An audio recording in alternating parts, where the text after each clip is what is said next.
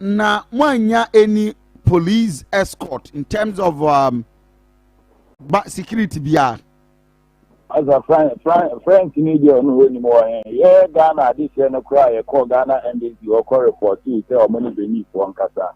Na ti man for na e be ku no mo bi kwa na e mfa nyema na mbra. Na bibi o ho money o mo be ka na o maka no. Ye call ye up to now e na ye represent na friend Canadian no fa o be o come out escort.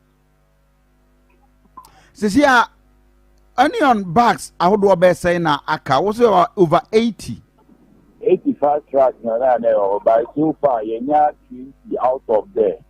20 ne there. Emuna ya shibi no mo. Ebi nso de o matutu egu. Ade sene so atene o makofi nyema na gu ni je ho no. Wow. So far o mo report to aba me ho no. Ade sene de nti o mo nke so o mo ti asi se o mo aye. Akoma 87.9 Kumasi. So, and you wait to us so for the next weeks, what implication in the saying, the NBC or Ghana? Oh, yeah, Omani again, but you will also say, Koswa, and never be bring a better because only now there is one big company here, Nipa Air or more, Obakwada market or more between you. Or more I think game or more if you are not because Yama Nemba, Nipam Bedumo, Sunyani, Boasi, Bogoso, Tapa, Sofa, Pia, or Munina, Mandika, Oba, Munina, Munkia, on a bar, a father, so I had on the Yamano, Medu Apa, Edeco. Into a record, so a lot of unemployed universal more. I think what I can see. Wow. And muni any idea ebra mo betime de mo jene ababe wura Ghana ha. What you know is you say yeah, maybe one other corner now so. Na nka omo mo ma intervene di amam.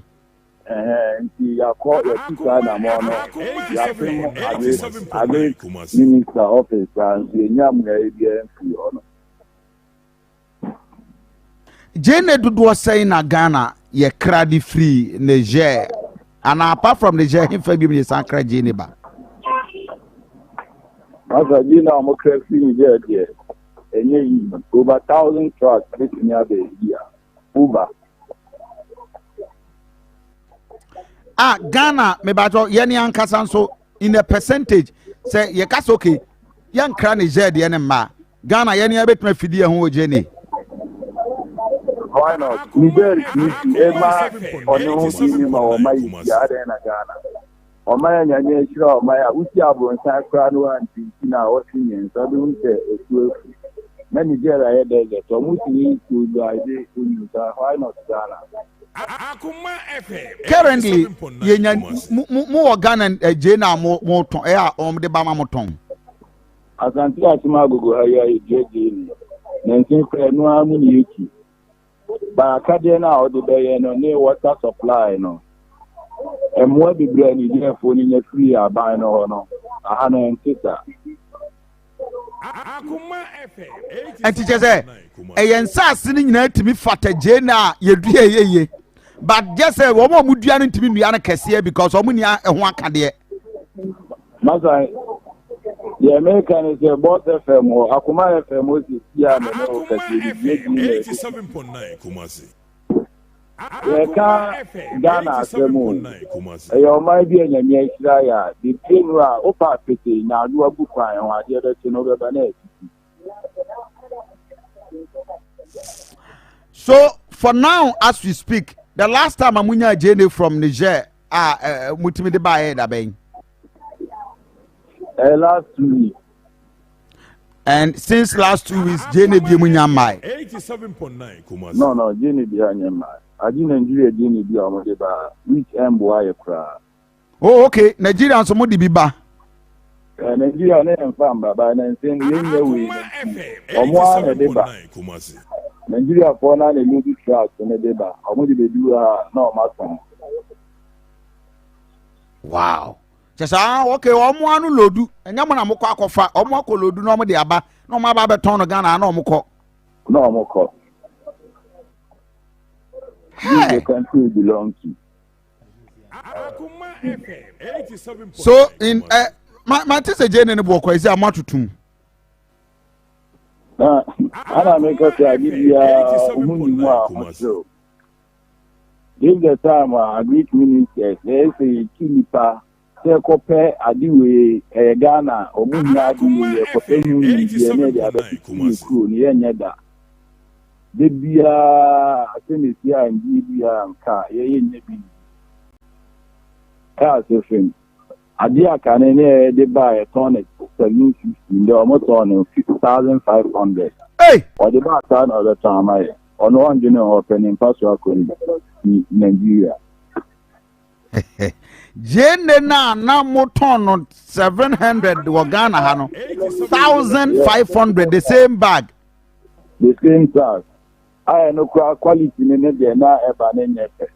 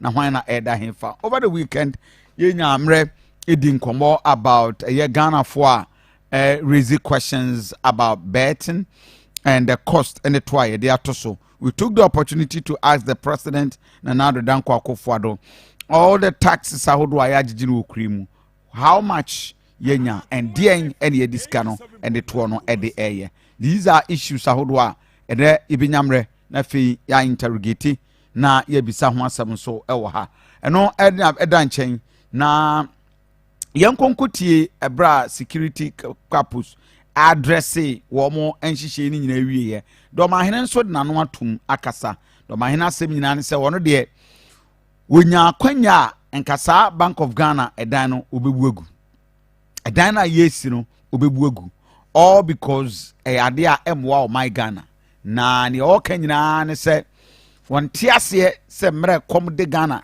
ne etem ska puduo se ne de kwako wisti se ska no on Bank of Ghana a new building yenti domahene Dr. Ajimai Bedu. Adeɛ baako bi ɛkɔ ɛwɔ Ghana ha ɛsɛ sɛ odika asɛm edika na wane bɛka maka regional minister ade hyɛ wɔ ha na ɔnkyɛre bɛyɛ akɔ ahohiahiam yɛkɔgye sika IMF $3 billion saa $3 billion yɛ yɛkɔgye brɛ ya brɛ and some of first tranche over second one cry umpire so be do be na mpae bona yegusu a ye resa ba ne benya na obetumi ade aboye nyina ye kobra ade bi aba Ghana okroni o ya njina Bank of Ghana eni se isika krabra nyina no wo no hwa so de mai o ya be independent ade bia ni wo a Ghana for abonofo kan wo ye independent ne ma woni ni abonofo ne Ghana for no ye de mai Bank of Ghana ye te ye ba ba Aboka 60 billion Ghana cedis.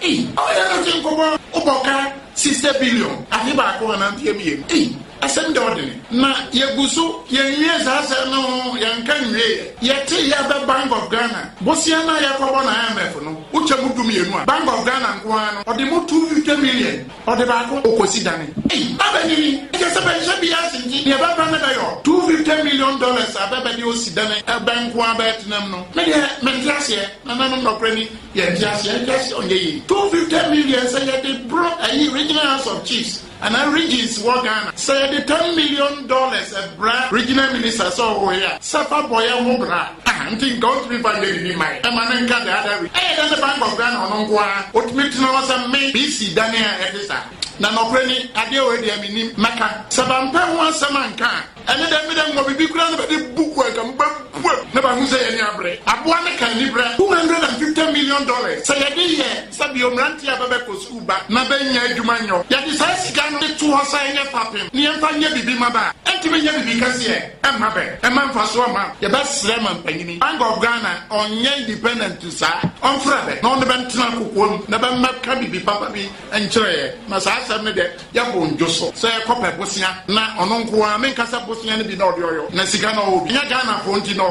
Ohema sa asem ye ka ne kese na nanom bunu region as of key ya bo njoso. Ye hu say ya de hye no so be ka. Sa de ne de ye be sre say abane onhwem as a matter of priority. We are appealing to the government of the Republic of Ghana. Seven hwehwem $250 million kra be ma be kwane ma be ye dem fancy. Be si awie na mo be ne be hwehwem ne ye hu sika kro ne ye na ye mu bi yakoma no abasoro no enye de onkofom.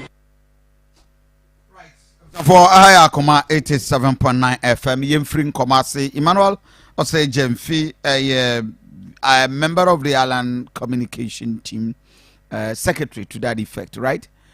Ima Bibi Abokodia. Young roll straight to discussion. Sure. This week, the very prominent issue on board, ECOWAS, and of course, Bank of Ghana. Imudi Hena Peso started. Kofi, me just say KMA ni adi nyina. Yes, KMA no or more exercise our more drivers every the central business district in account. Any of them you want to start with? Kofi, e be chief. And I'll perceive fresh you cream. And Sani. Okay, then let's start with Luca play and Sani Akon national. Kofi, e dey chabe my team for any ahwefo nyina. You see, as a matter of agency. As a country, we need to look at your leadership holistically. Because you know, say a problem there, but they say I graduated from being a problem to a major problem. Okay.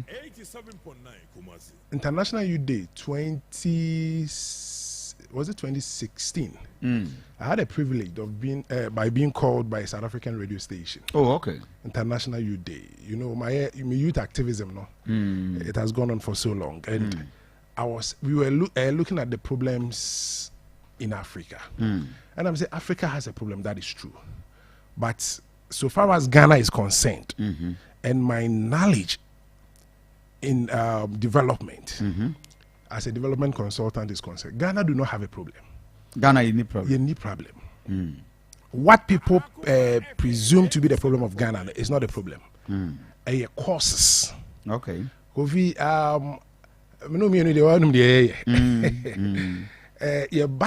religion and now the Christian fraternity. Most of the time, and preacher men and women, I presume it to be problem, no, and no problem. Okay. Then causes. Okay. Now, all per solutions, so we attack problem. We don't attack cause. Classical case in context. So, offer stealing as a problem. There is no way to solve the problem of stealing. Okay. Offer fornication as a problem. There is no way you can solve the problem of fornication. Drunkenness. Offer as a problem. There is no way to solve it. Drunkenness. Because none of these three things are mabodin. And a problem. They are all causes. Fornication can never be a problem. It is a cause. What is then is the problem? Unemployment can be the problem. Emma obi ebu idwamai. And I'm a boy. Not always. Me say it can be. Yeah, and the word is it can be. And yes, very good. You are right. Kofi, where you suffer. Me for an example. Ben. Yeah. Efre Adwa. Yeah. Na on in the boy Jamaya. At the end of the day, 100 cities, 200 cities a man. Yeah. And Adwa unemployed. Akoma ya. And Adwa mama bono a year motivated by the fact that she'll get something to eat. And the more as a preacher man. Such a wadwe Bible say lack of knowledge. You are preaching ignorantly. The solution is Adwaya was sorry, but build the database for was sorry. Get to know how Adwa live. Adwa have an out here. A rented place and now say one casa family house and now say one casa ufie. Adwa we adwuma, but how do you even survive economically? Now then you devise strategy. Or the bad boy. No, I don't quite be informal as to how to preach, but preacher men do not do that. The same applies to our country. People think bad roads are problems confronting Ghana. People think lack of potable water. People think unemployment. People think the lights are problems. None of them is a problem, Kofi. The problem confronting this country, as I told the South African radio station, one pay, a friend, leadership. Ghana a problem, your leadership. Leadership.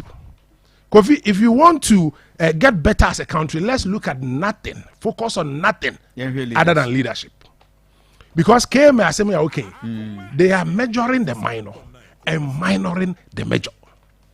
And someone who here power say KMA and direct your attention, focus, almost strength, almost resources to know and you be offloading and loading. Offloading and loading. What is the effect, the negative effect of offloading and loading in this city we find ourselves?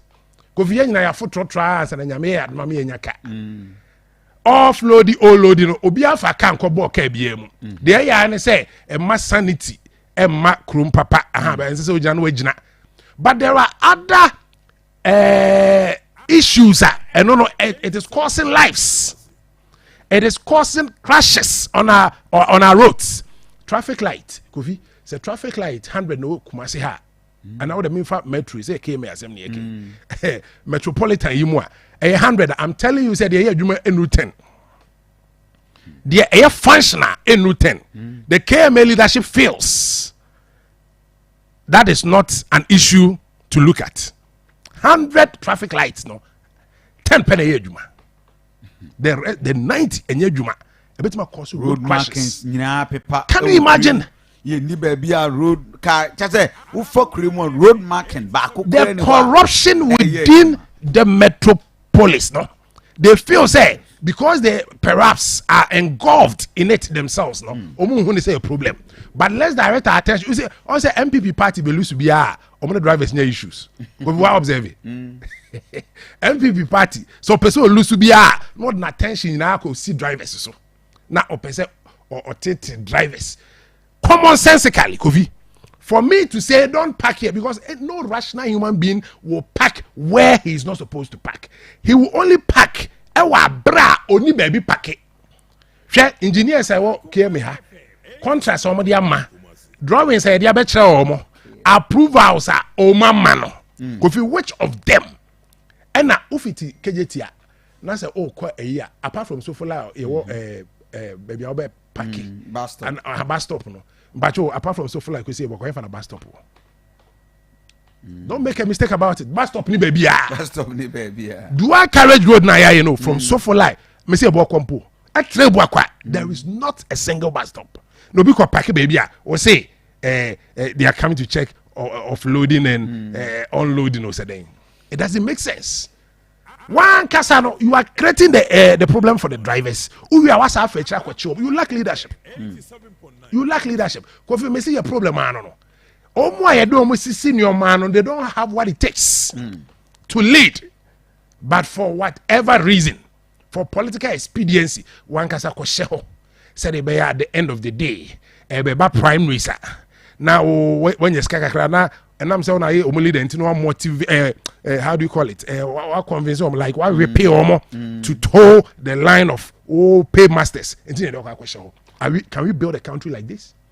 Sebi in previous obi anadwuma o mre bia wotie. Ese ofrɛ no ho e bia MPP ni. Ima ye MPP no mabetena radio so. Make no kra be ma Ghana ye no. Wasi we kra no. MPP ni na kasa sei. Kofi. Your problem Your problem pa. Your problem. Yes, say it is not for the wickedness of bad people and are the actions of bad people that make a nation suffer, but the silence of good people. Yeah. I'm advocate to say more Christians should enter into politics. For the the reality. Can you imagine? Kofi say I was maybe I teach you through. Now you to me a leadership position man now but mainstream politics. So that you use your intellect and the fear of God in you to transform the country. Your problem, a huge problem. And somebody I don't know who supervises the KMA boss. And I don't know who supervises the supervisor of the KMA boss. I don't know which report they take to the man at the top. I don't know which way be of far say report the abano. Ghana a problem back no. So obi was near the report Brand Batun anymore. Kofi okay satisfactory. No acknowledge satisfactory. Unfair encourage Ghana leadership ya medjuma o. Enya djuma ne yo. So obefair only when now it was a sika biba. Nesika no anticipate 5 million ebia Ghana cedis. And about 1.5 and obefair chiri. Enya adwuma ne so okwa say adwuma no be yi o. But say the balance bi akamu no. Ne nsa be kan back. Enti na obefair chiri. It's pathetic. It is simply pathetic. Enya kromo hana ye ma obi position yes subjecting the person to how do you call it? Written test bia. Else we Kofi omo ye. O pesa we me kai papa we nyamisha no pa Kofi 2017 anado. Yes when in oba bem. Na pesa me ye DC. Okay. For Atwema Nwabieja North Barikese. Ena me ko hu dwaben mine so ye mine. And Council of State chairman. Me ne empanyifo bi ko hu no. Ena otena hye ena ye boy amane. Ena obi say okay. Emmanuel, how are you? I say, oh, therefore, I'm fine. And I say, okay, I say, Monkomono. Now, what do you have in store for the good people of Atwema Nwabieja North? Say, Ubeye DC. Then I want Kofi. Me yes, me back I was hold on. Now what can be good? Omo metete na him for no metete na no more rain inside. Kofi omo buy omo kuta pen and paper.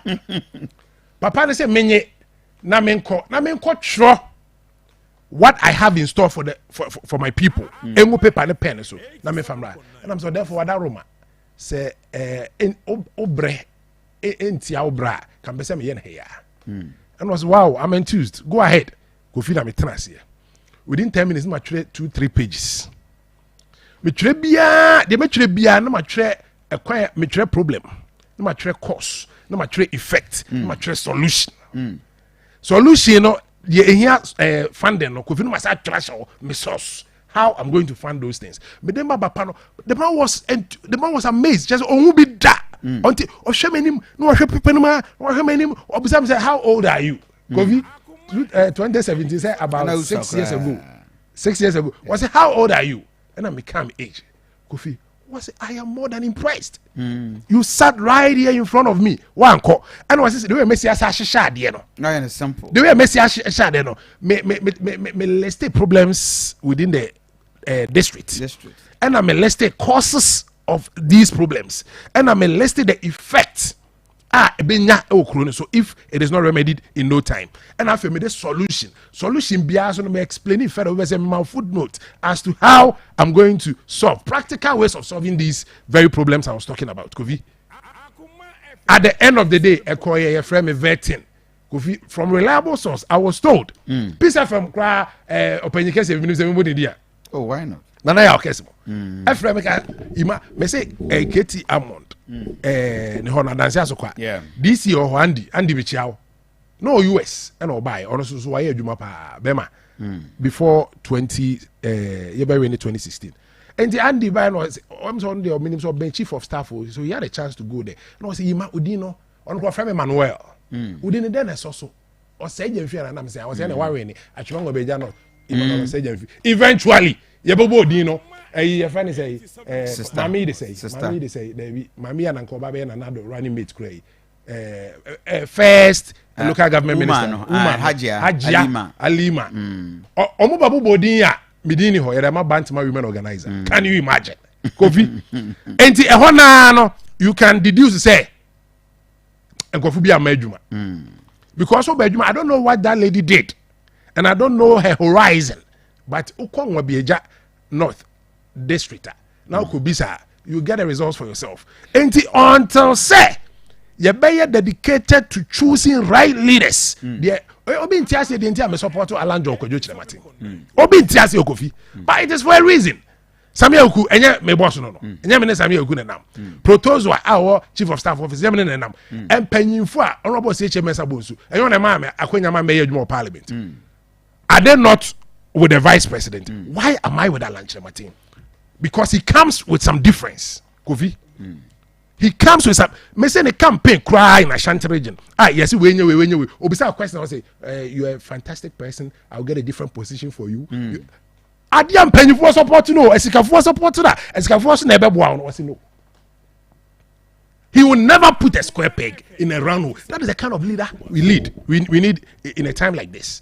We are committed to getting the work done and done appropriately, efficiently and effectively. And you'll be just job for the boys and those things. Kofi. And the came issue there. Just say I ask him, I rehosem. You best say. But you force a chair the muye. Whoever is supervising the leadership of KMA must set up. Kofi. Media, no, you have a role to play. Oh yeah. Traditional authorities have a role to play. Yes. Religious authorities have a role to play. It is a soft become one over what is going on in KB. Media become one over what is going on in KB. Now I have for so become one abra kumase kropono ayen anano dia. Send ye na rao. Yena ni ye ho. E bana say crashes ne ba traffic light enya dwuma na gbanyaya. Who knows? Ebiana or him pobi ka na etwamo sebio na kobom.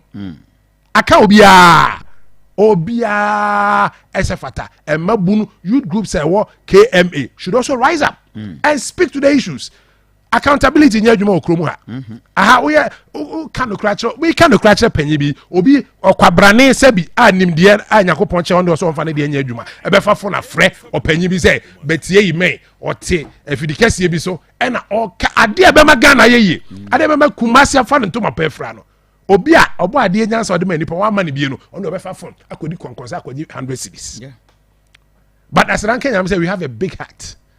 Nyame boy ho ba nyame na ama yen akwanyame ehu nyansa ni nimdie bi a ye de adwuma so we are not scared of anybody. Kofi KM issue ya sefem semo a ye sere nyame say ono ankasa enam ni nyansa so intervene offloading. No, but personally o share some pine having been a mayor for the last 2.5 years. But who say the performance Kofi because you movie have been asking what at all is it doing for Kumasi? Kofi, asking yourself these questions to some extent, a step, a first step, get to the last step.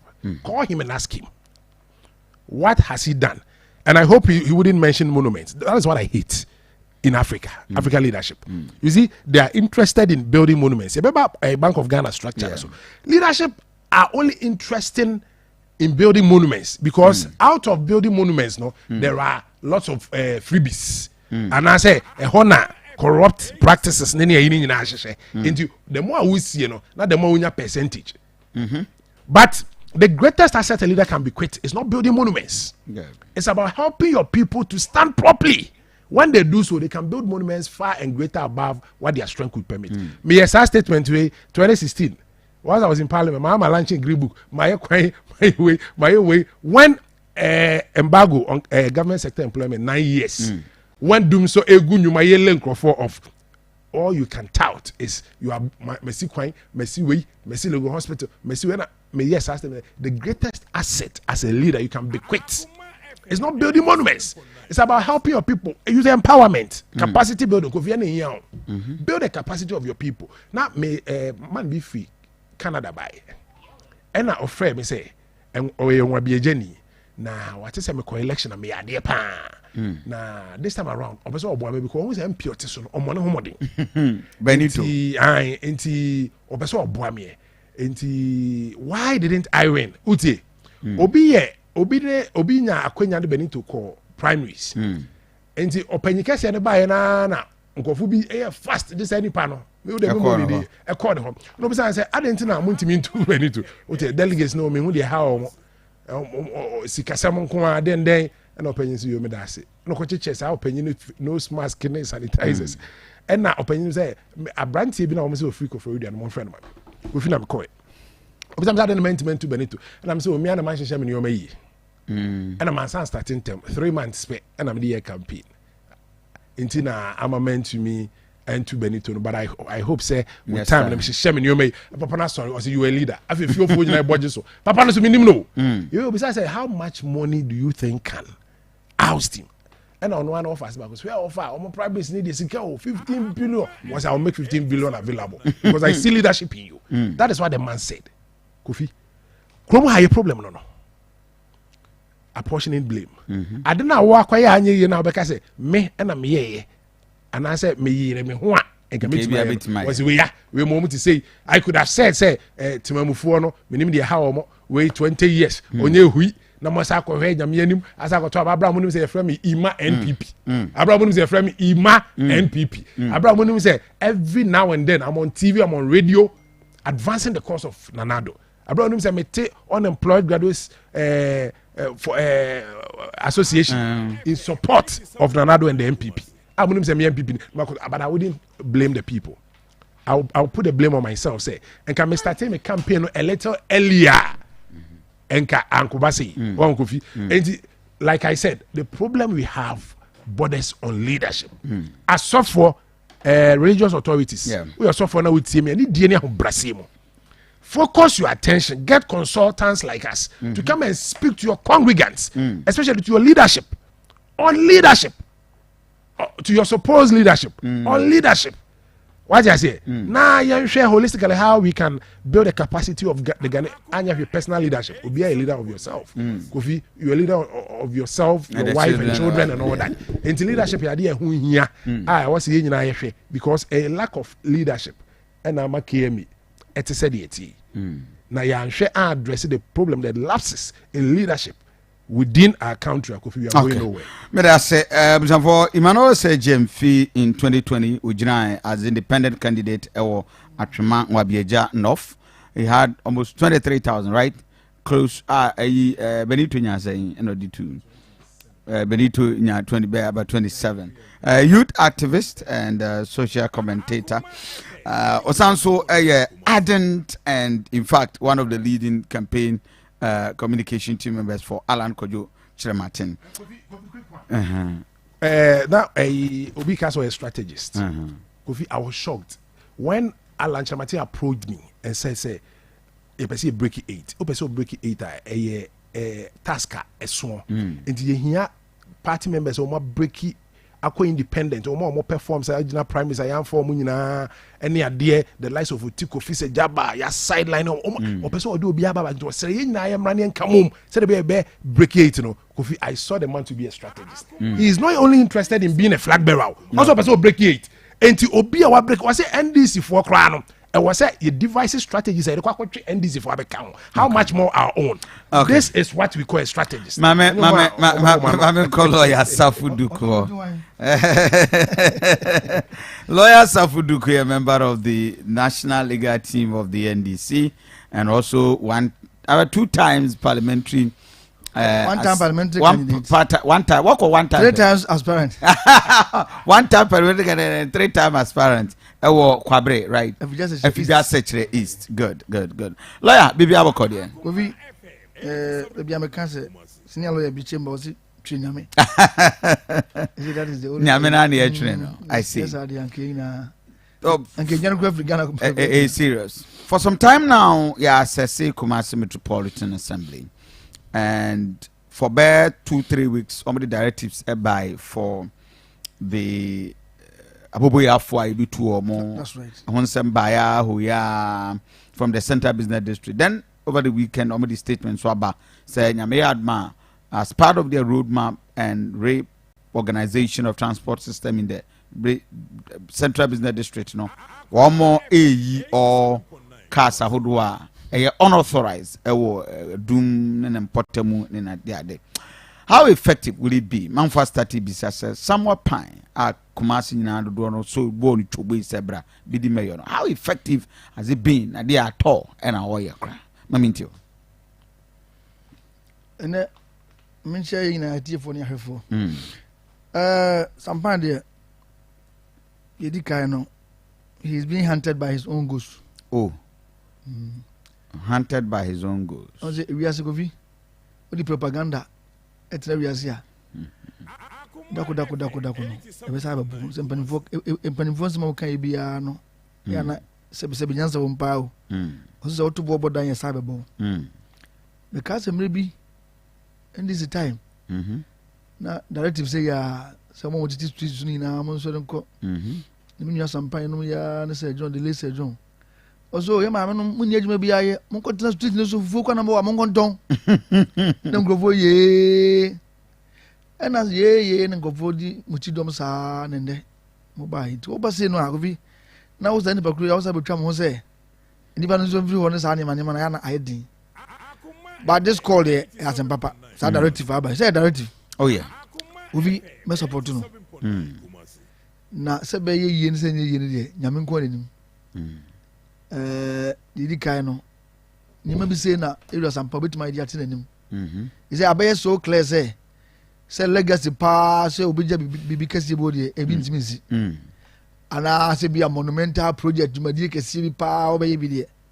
A bit magazine be a right park. You are going to be in a clear say a bit intimacy in his tenor. We pity say conjunction. Flooding ya bay, lightning system. Any potholes no awfully feel no one as so many go ye. Now, Angie be a never so buy and a crew cry at a wine cacra. And you go visit you, my dear, your bay. Saying I abode to them. Now, my name she say, I want you to come and drive no. It's answer came you home, I go for ya or that or man for no so some woman. Before so this highway, Babano. You need to make provision. So make provision, say. Yeah, don't more coin. Because I'm going for ya na ebe ya juma dia ko show mo busu afo. Obi was at dakro kwa wan tuka na makro ma ya juma. Kofi order komo. I would want to believe say. And now when this directive ya be no. Omo nje say aha, ene ye do mo kro. Aha nya ko mo say kromu tebe ya mo bra bia ya nya nse papa ya nya nhunu mu papa say dachi. Enipa be ba president no. Yesu ma shops no enoso. Na yimba ba bia cars be paki na nipa ho be harom na ye dada ko ne abadie mu akoyamaye. Me no kasa be sine. Stores no na egusu aye prego. Me nim say na ye nim say san crofo trotro drivers no so mu nya o. Sadie be yomia me nim. Obi so mu ni ho so a ye nyina ni ho. Be 10 years kura me kasa ma driver fa adumda. Kofi ana misuro me hu ni part do mo sana misuro. Because the ben ho baka say wo fam wo ko pia ko sidi ho ba bi. Enye possible say obetimi de 1 hour kura akọ. That could because we dey Sunday anwumre.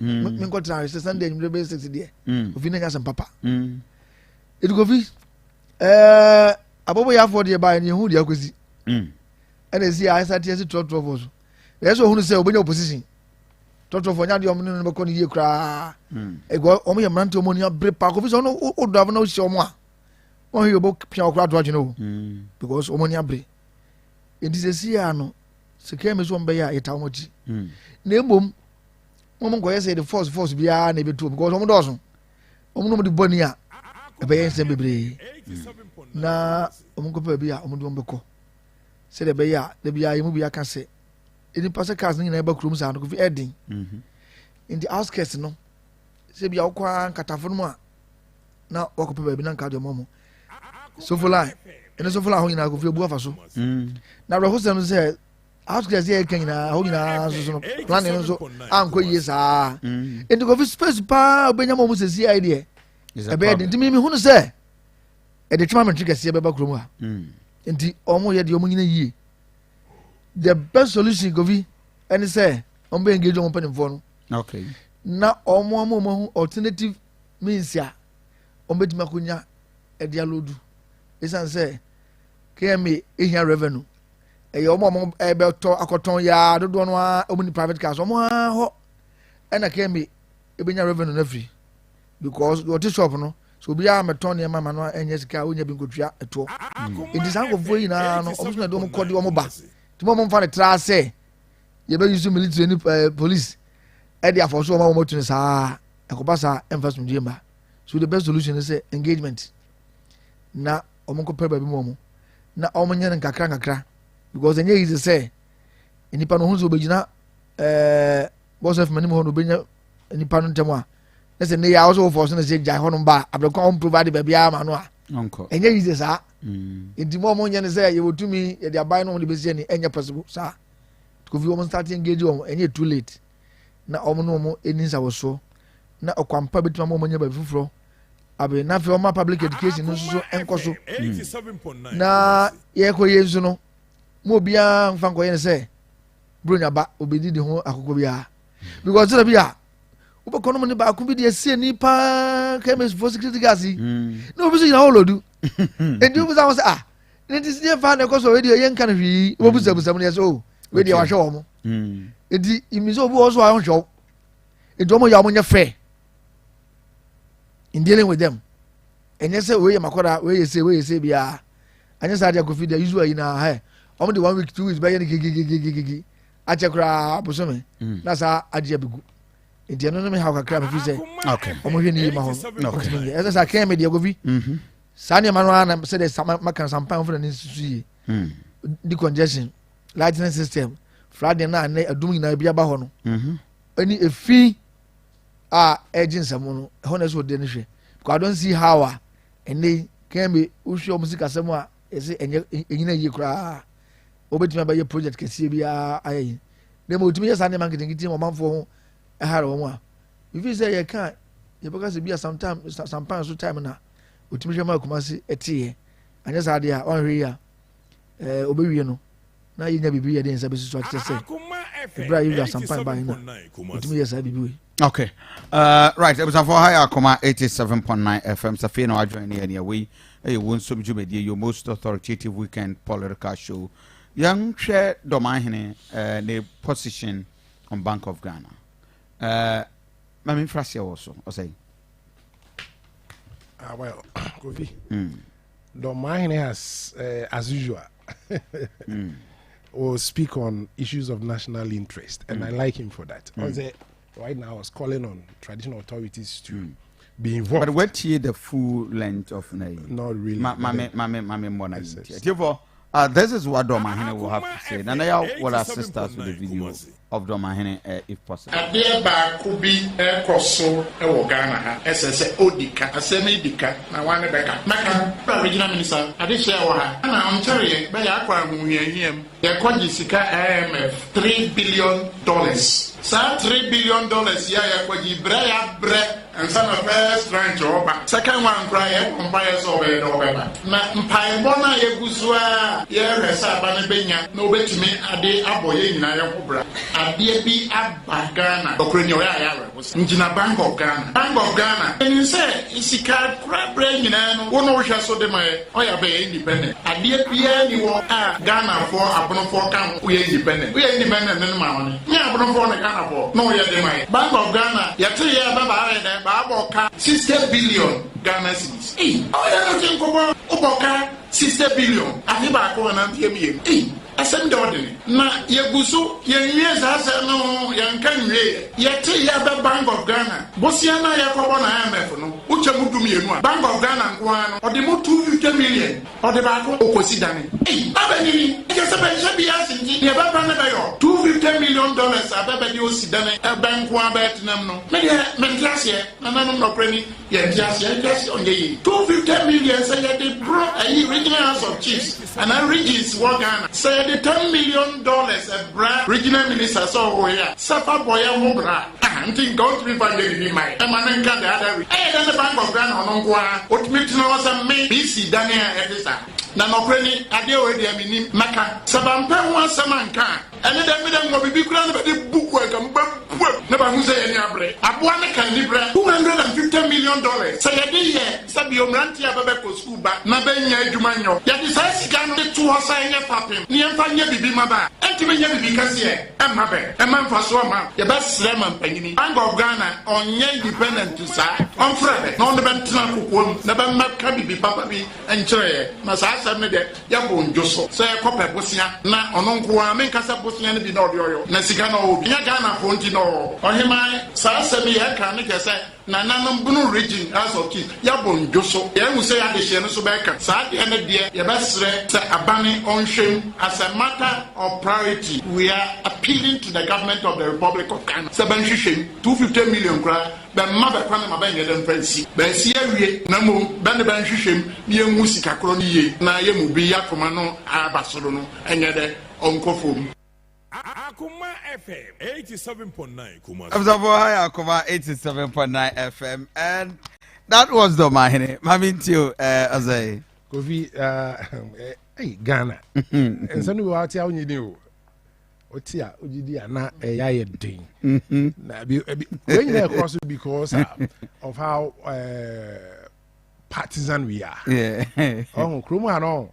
Sebi, if we are seniors, nipa people we are seniors, especially within the people within the political class. Now, we are seniors, and I will share Timomufona Juma who say Timomufona is very partisan, and they will take undue advantage of that ignorance on the part of Timomufona to just enrich themselves and no marco free Bank of Ghana. You see, one of the principles in accounting, the Bank of Ghana, accounting more or less fair, a prudence. In the Bank of Ghana, in the wake of current happenings, it is prudent to build a $250 million mansion in the shape of an office, as against the problems the country is confronting. Is that what Bank of Ghana is telling us? 87.9 Kumasi. You see, it is not surprising people are calling for the resignation of or the dismissal of the governor. Kofi mekano kresa, mekano kresa. No kure woman say, we no enya aban asem, we Bank of Ghana asem. Yeah, eti for tie no mo hye so. Enya MPP aban ananado dan kwakufu ado. E na kwa ka kire Bank of Ghana asem mo kofa $250 million. E fa nkosi mo auditorium na mo usi no na bi. A Bank of Ghana no leadership headed by Dr. Addison. Debbie only Philip.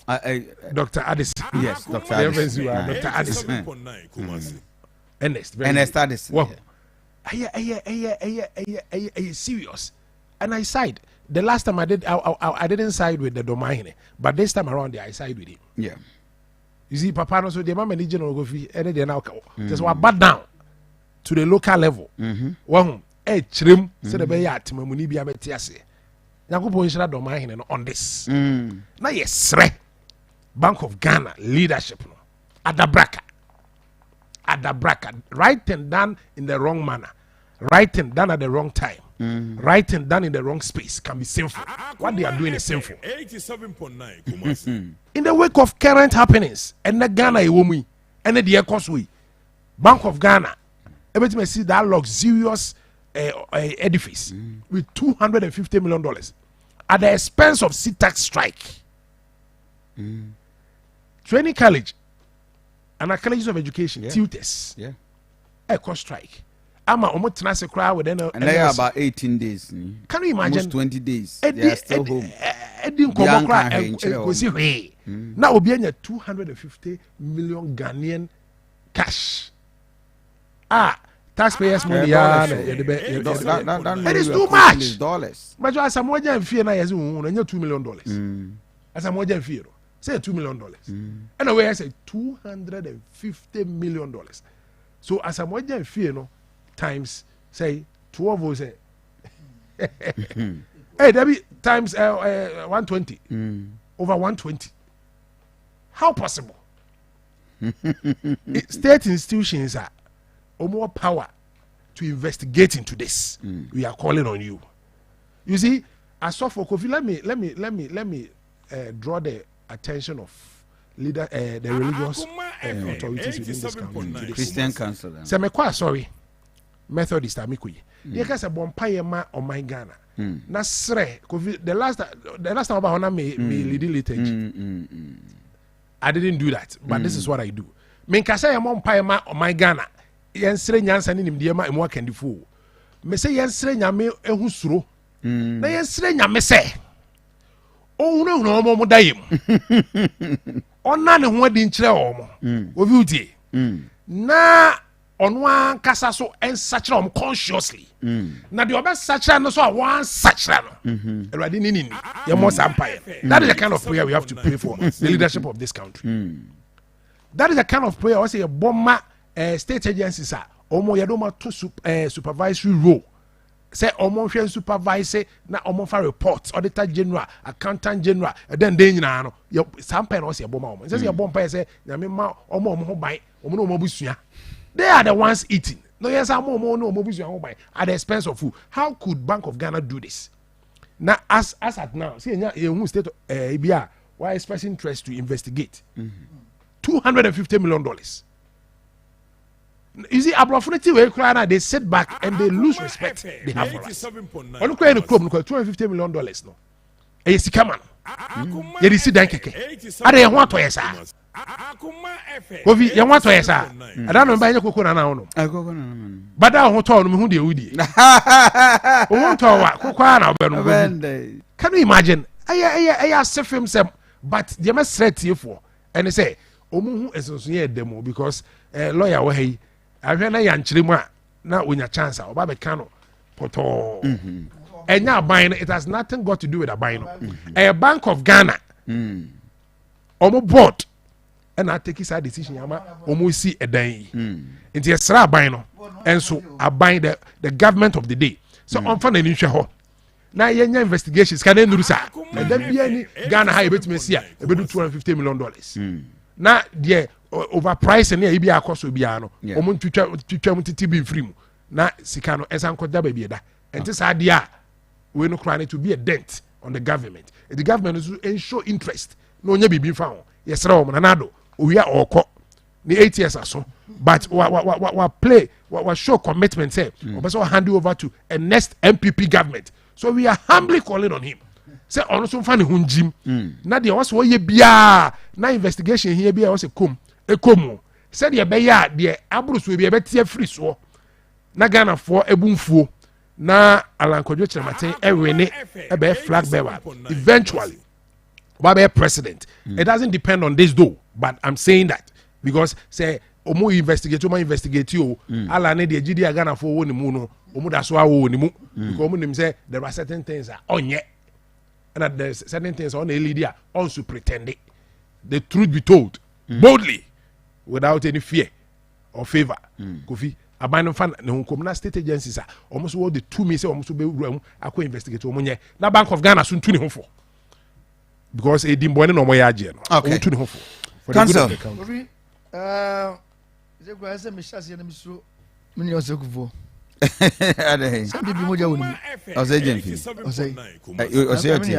Our MPP need strong because ɛyɛ akɔyɛ sɛ MPP ni bia sɛ akɔyɛ sika fo nko a kyɛ sɛ ɔsɛ wei deɛ ɛyɛ mmɔ na nado din ne MPP din na Kofi Bank of Ghana board no hɔ na apɔnte wɔn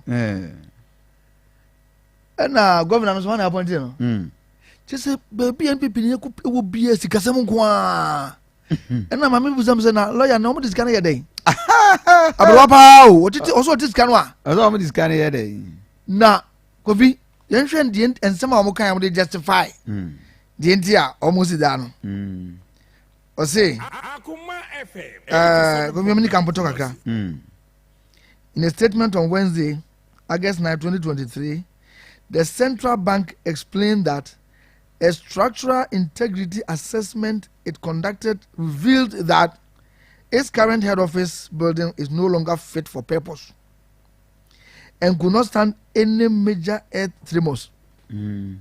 According to the Bank of Ghana, unlike its current BOG head office building, built by the Nkrumah government in the early 1960s, the new head office can stand major earth tremors. And Obasi, it said, the outcome of the structural integrity work was that the main building does not satisfy the full complement of excess strength required for a building to be considered safe for usage.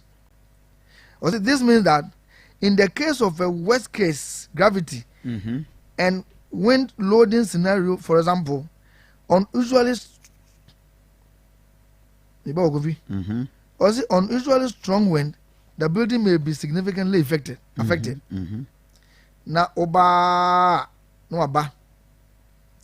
The board and management of the bank considered a new head office building as the most important priority project to support the operational efficiency of the bank and also position the Bank of Ghana in a very good position to be the host of the regional central bank as we currently host the West African Monetary Institute, one of the sub-region. Kofi, tu bɔ no tɔfa ɔmo nsɛm yɛ nsɛm tí ɔmo gyina so ani sɛ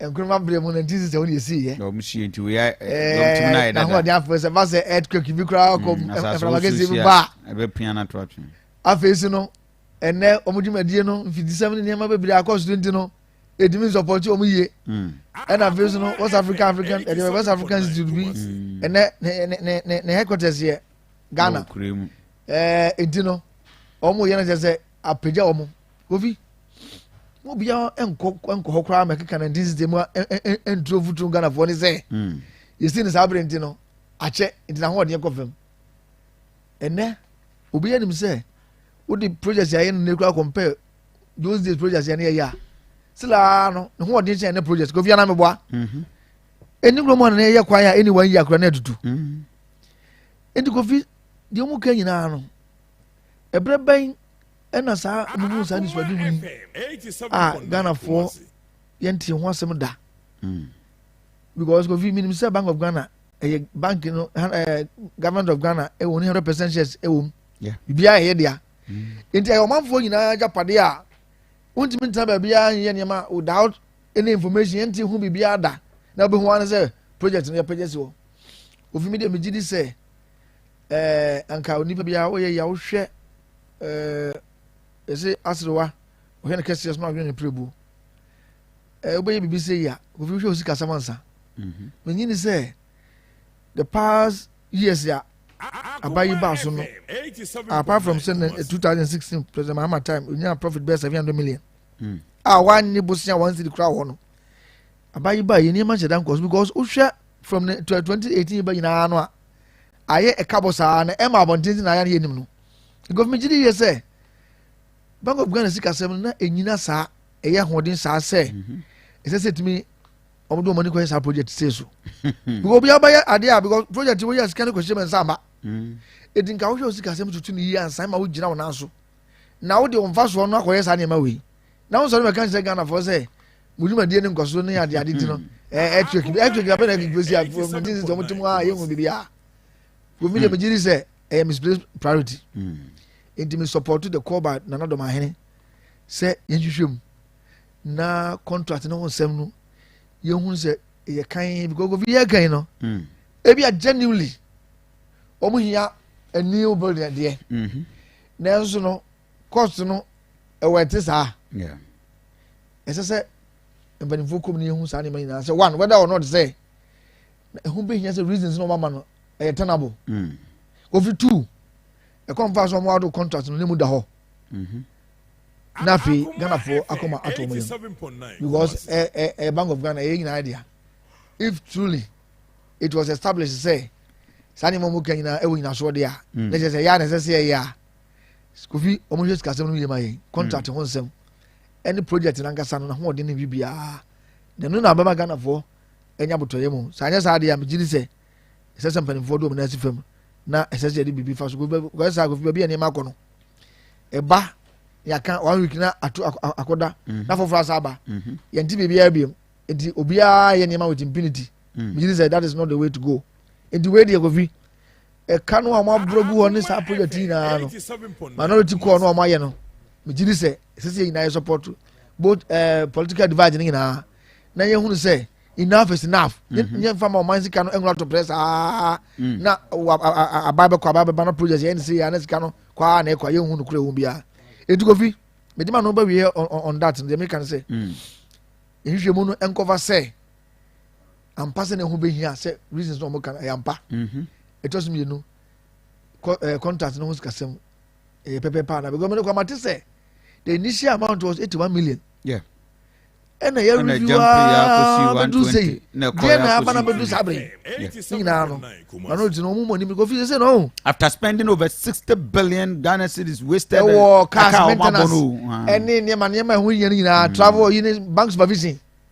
Kofi say the say Ghana for ina say ya is obi ayi bibia na afa no hu de san say achekura 1 week na san for aba na ina ya refi say the na Kofi ma won say na Kufa rotimi yase ama no kwa ma ni di da sori koba obi antata no kra ankonya ko papa we ni ko for 2016 no pa ba proud to the 2016 elections no Kofi mama ni pa nya to o krom ha o sa na de Kofi na krom ha ya 2% kra press conference demonstration no dey Kofi sa amre sesen kan na Kufa do ni pa tibia ni pa egu flash staff aso mo egu onya kwa mpie ko ye I'm telling you making the government yes and what session part because baby o do man do Kofi hu obure ni ko ni maso sa so pani o tifi on pa bibia ho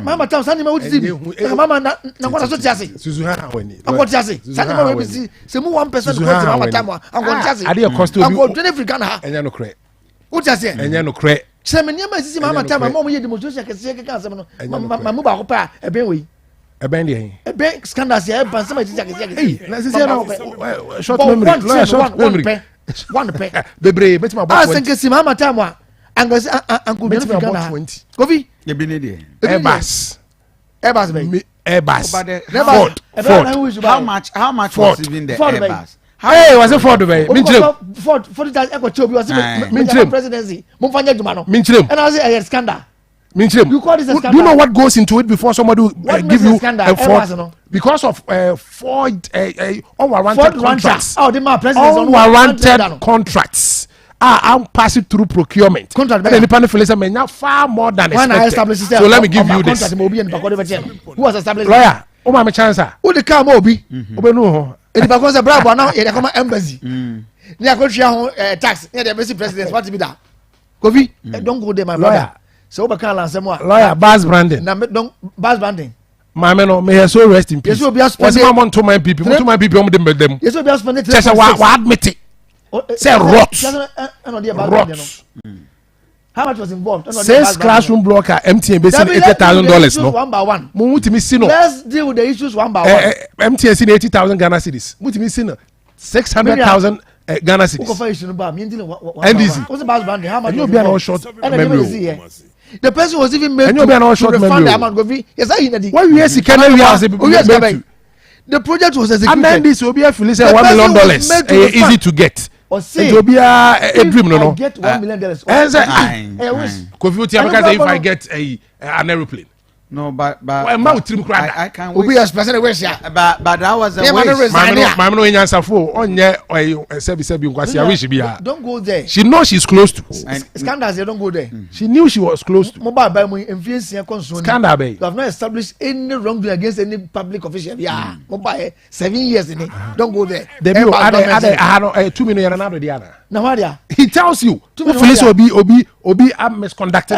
Take the person to court. OSB also investigating. Me say take the person to court. You are waiting for that count. No, here say the propaganda and kwan emo there. Take the are you afraid of court? You are a lawyer. Yes, see. Whoever who say or you're involved in a scandal, take the person to court. Okay. Okay, you are better position than myself. We engage in so take the person to court. Bebre. Mention one. Bebre. Mention one. Opuni that's what court. Papa is when you don't go there, why? Okay. Bebre. So you're my lawyer. Kofi, so in conclusion. Yeah. In conclusion. Yeah. I'm appealing to the minority. Say. Mo munya press conference na no munya no. Okay.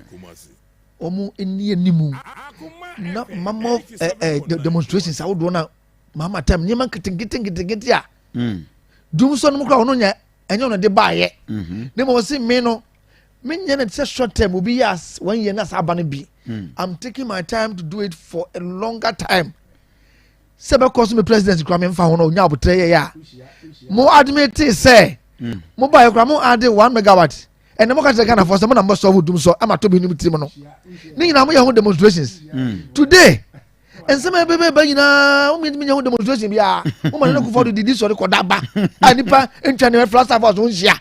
And money and control baby. Hey, I'm telling you. It's a bastard. Well, your father said you wo. Any of us here home. A good mention one. Yeah, papa. First term, super fantastic. Mention one. First term, 2017 to 2020. Super fantastic performance. Super fantastic. Second term, because of global. So my lawyer making it. A bad scandals. You won't find this in my You have opportunity. Most start America and then about about. Here, but you can say, I never could be carried by America. Oh, my friend was my pacho near Boa. Because interchange. Omunim contract what was involved. Nyema ne components ko no omunim. Omo yehu de da ene de na gozie. Kasuwa interchange. Omo se ho nyema ye ba ye be say. Second interchange Kofi ni na omo kan ya ne be si ne. Terminal 3 airport. Kumasi project kejetia omo bobo ni sa Kofi be si ne omo establish one person ko say ya found guilty. Edu Kofi ni ya ye kasam no a we focus on the opposite here say o man no essay na wo me no nyina nim say mo nyina mo nim say na kofado amamo we na obu no ene ma nya kura san ki ye me ani biri won so but obia ntimi nka na mo deda he's challenging what mas o ntimi a on packet no on hand over this on hand over kura de ma hwan o de ma hwan say alternative no kura nye why Kofi Sesia baby asem na duro no yeah official Ghana for nyina se am ye ni amre a okay enu sa bible fruit next year 6 January 2025 no Kofi yeah ye nyes ka kro ntwe my foka o oh really I'm telling you that bad it's so bad because the Bank of Ghana engage in all these they say moral right ban the Bank of Ghana crowd was say and the banking to be almost supervisor almost be the bonus between Kwakanasem. Because who spend a hooping 300 or something million on banks by this year. They must supervise. Now one can say a cash is a billion. A be a year, say, would you maintain the cash ya? And the officer banks and get away as I come home, so your money, ya. Find a become some cry. And go fee. The American say, I'll do any bread.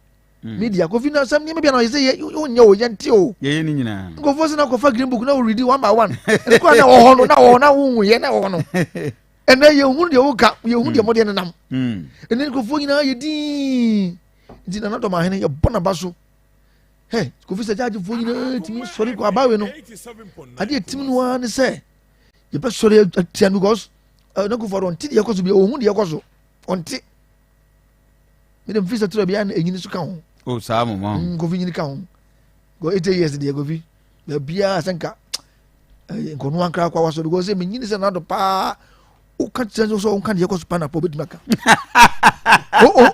onim why you sure Kofi yan kan ko Kofi ya na nanum ya me na nanya 8 years no ukona ni lawyer na do nkwa na bu obusa se na wo fi ona nanya 8 years obusa se na me fi ma ba no sa ona nanko mese menu bay enti Kofi me hu ni se na do no ka se zi o no na yure fi ni ko ese wo hu de ko so mo so so na pa no me duru a no di wi a edro ben o so na no edro ben Kofi say Mahama no madura na oh no I mean Mahama no what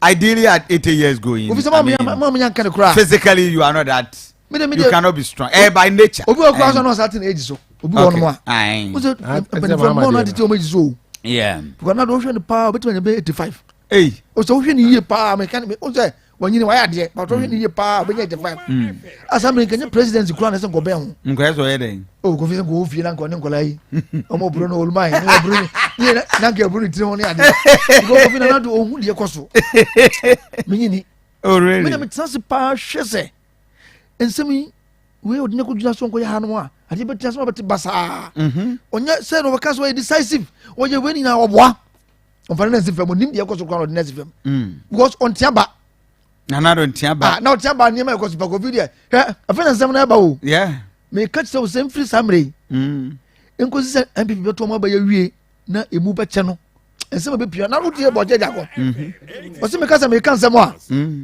ukene Japan ka se me ka nsem a ala se me ka nsem a obia ala ensem a woni ti ka so ka bi ni ala nu ka ni fa so obia no minister ya je special project every nsem a ya oni eno ko ayi minister of health oh my ala nke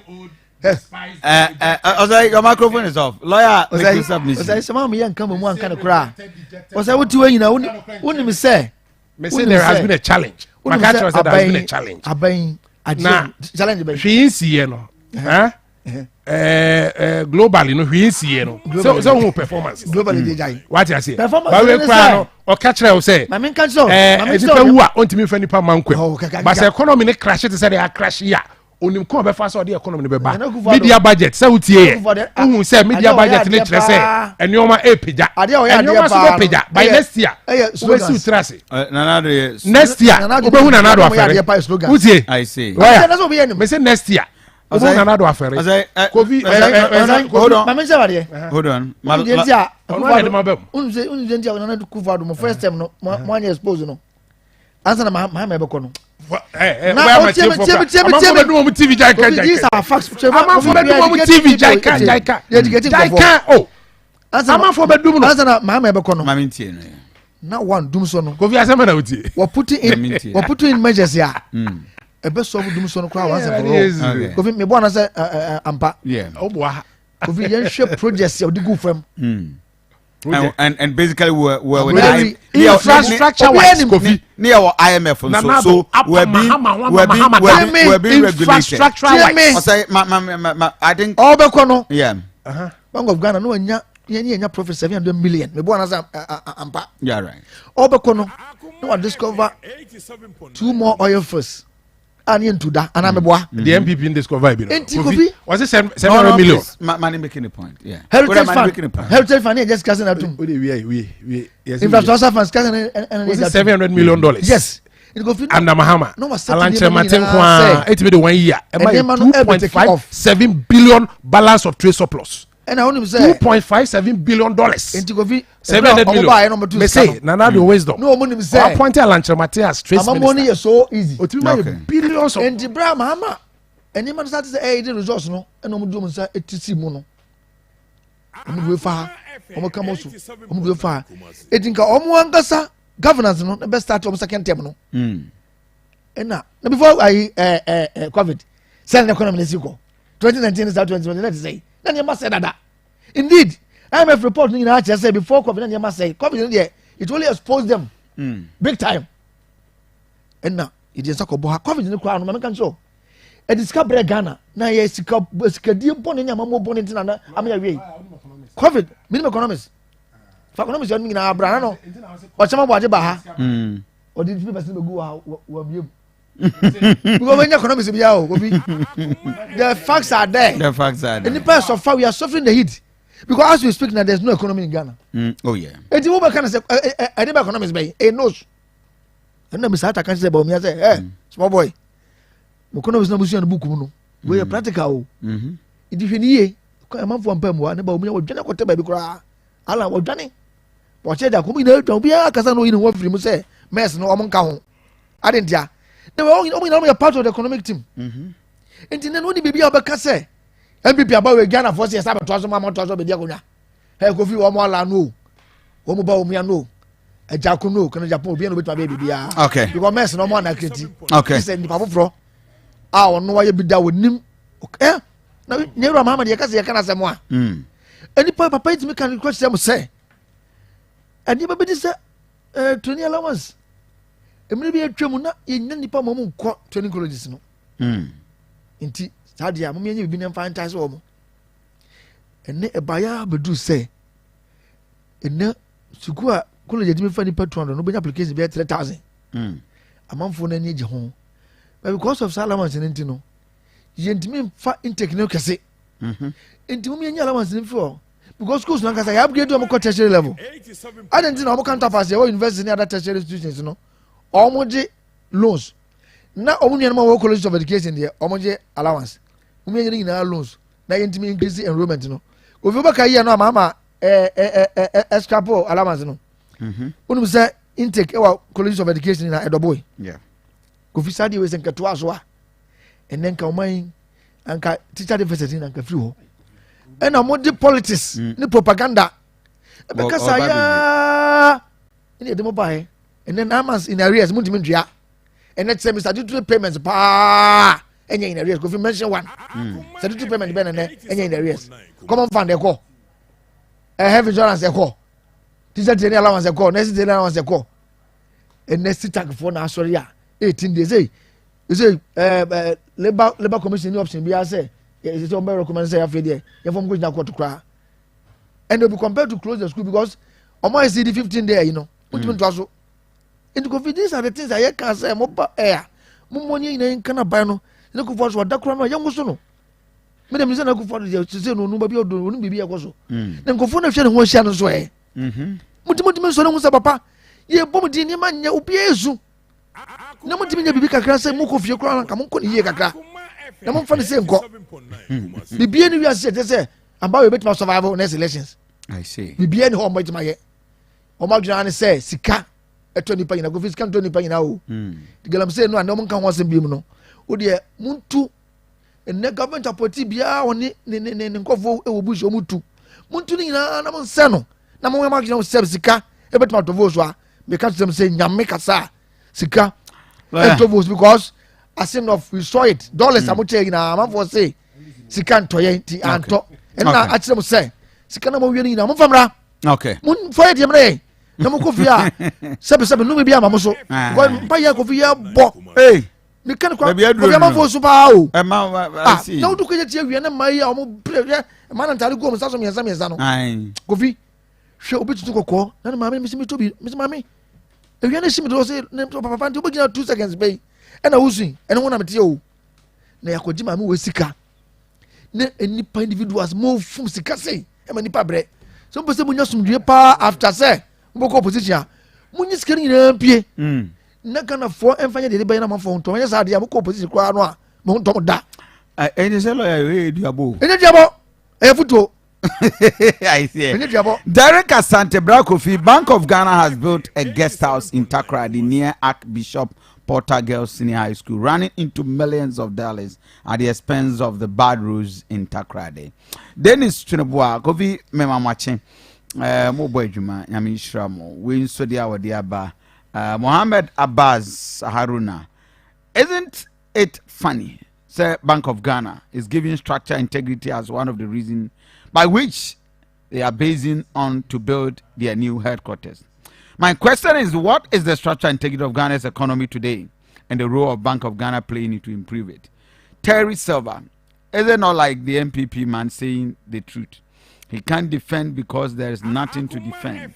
There's absolutely nothing to defend. Ghanaian is not, The Ghanaian is naturally corrupt, and no wonder these two communicators have one of head and bad governance path against each other. Let me make this clear. There are worse on its way to the top. Esther Champon, Esther, I'll say, Kofi, good morning. Nana Kwakwanan say, the first, when the MPP man started talking, I felt I heard something positive. But after his banter now with lawyer Safuduku, I can confidently say that the MPP communication team is cursed. Is this gentleman from the MPP really not ashamed of his tantrums and roadside political argument on corruption? Okay. Nana Kwaku. Nana Safude or a man out to me can agree. I don't know how you take him. The banter and I'm with Johnny there, maybe. Lawyer Safu was my English teacher back at Prempeh College. Felix Lezo. Peace.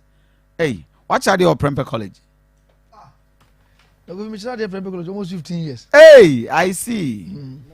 15 years. Almost 15 years. And your lawyer said he can wait in our Oh, I see.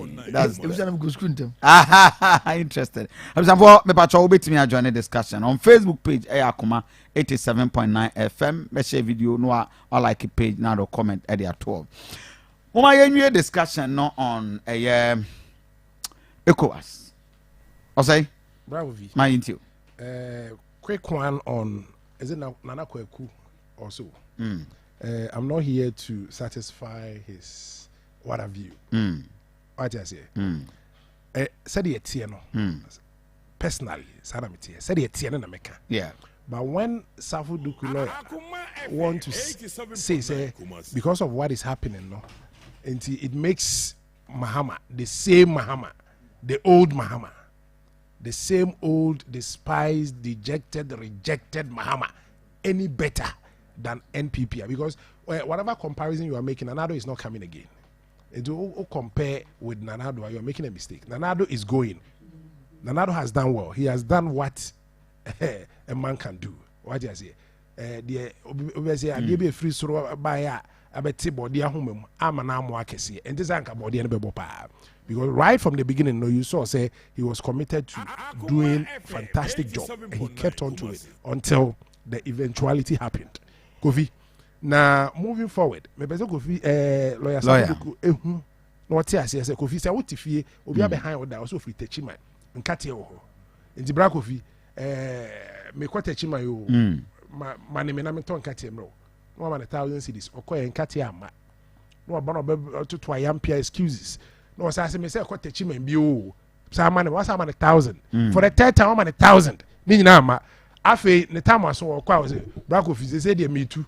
Be some no ma na mesro mane me na me kwa we die me den kate ne bebrewa Kofi be obagina di e kire say President Mahama oba sa ba bi okra no any abysmal performance obeputi up na oba o mabio oba oba 2024 owia o mabio. We will not make that mistake. We will not make that mistake. Ghana ha oda osha o head trend na obia second term no ya na care free kakra dey. Mention one hospital. Na we do mo ya dey kra no second term kra no ya na aye yi kakra. How much more the wa me ya dey? No say be pese. Ghanaians will not make that mistake. Ghanaians has vomited. No fit. Mahama egu. And Ghanaians will never eat back their vomit. Ghana for instance say omo fear. It dey be make say NDC is not contesting 2024 elections. Nipa bebrebe what Ghana omo ye NDC for. NDC for say nipa bia ni Ghana. Ono so ewa adwen se bi nyansa nimde obetime di omanpanyi eka the same old despised rejected dejected Mahama. Okay. And it's not contested. We need to wrap up in the next quickly on 3 minutes. Quickly on ECOWAS. You have 3 minutes. Well, quickly on ECOWAS. Kofi, it is becoming too rampant. And unfortunately, yenim the entire. Meaning say Ghana are the first to achieve independence. ECOWAS countries no be as a obia ni abotreze obia say osaje for Dr. Kwame Nkrumah was empanifo bi say in the shortest possible time was now. And the meaning say no influence most of the ECOWAS countries are obia have a abotreni ho. E just a democracy no emwaye ana. As a yentiase so a it is hard times.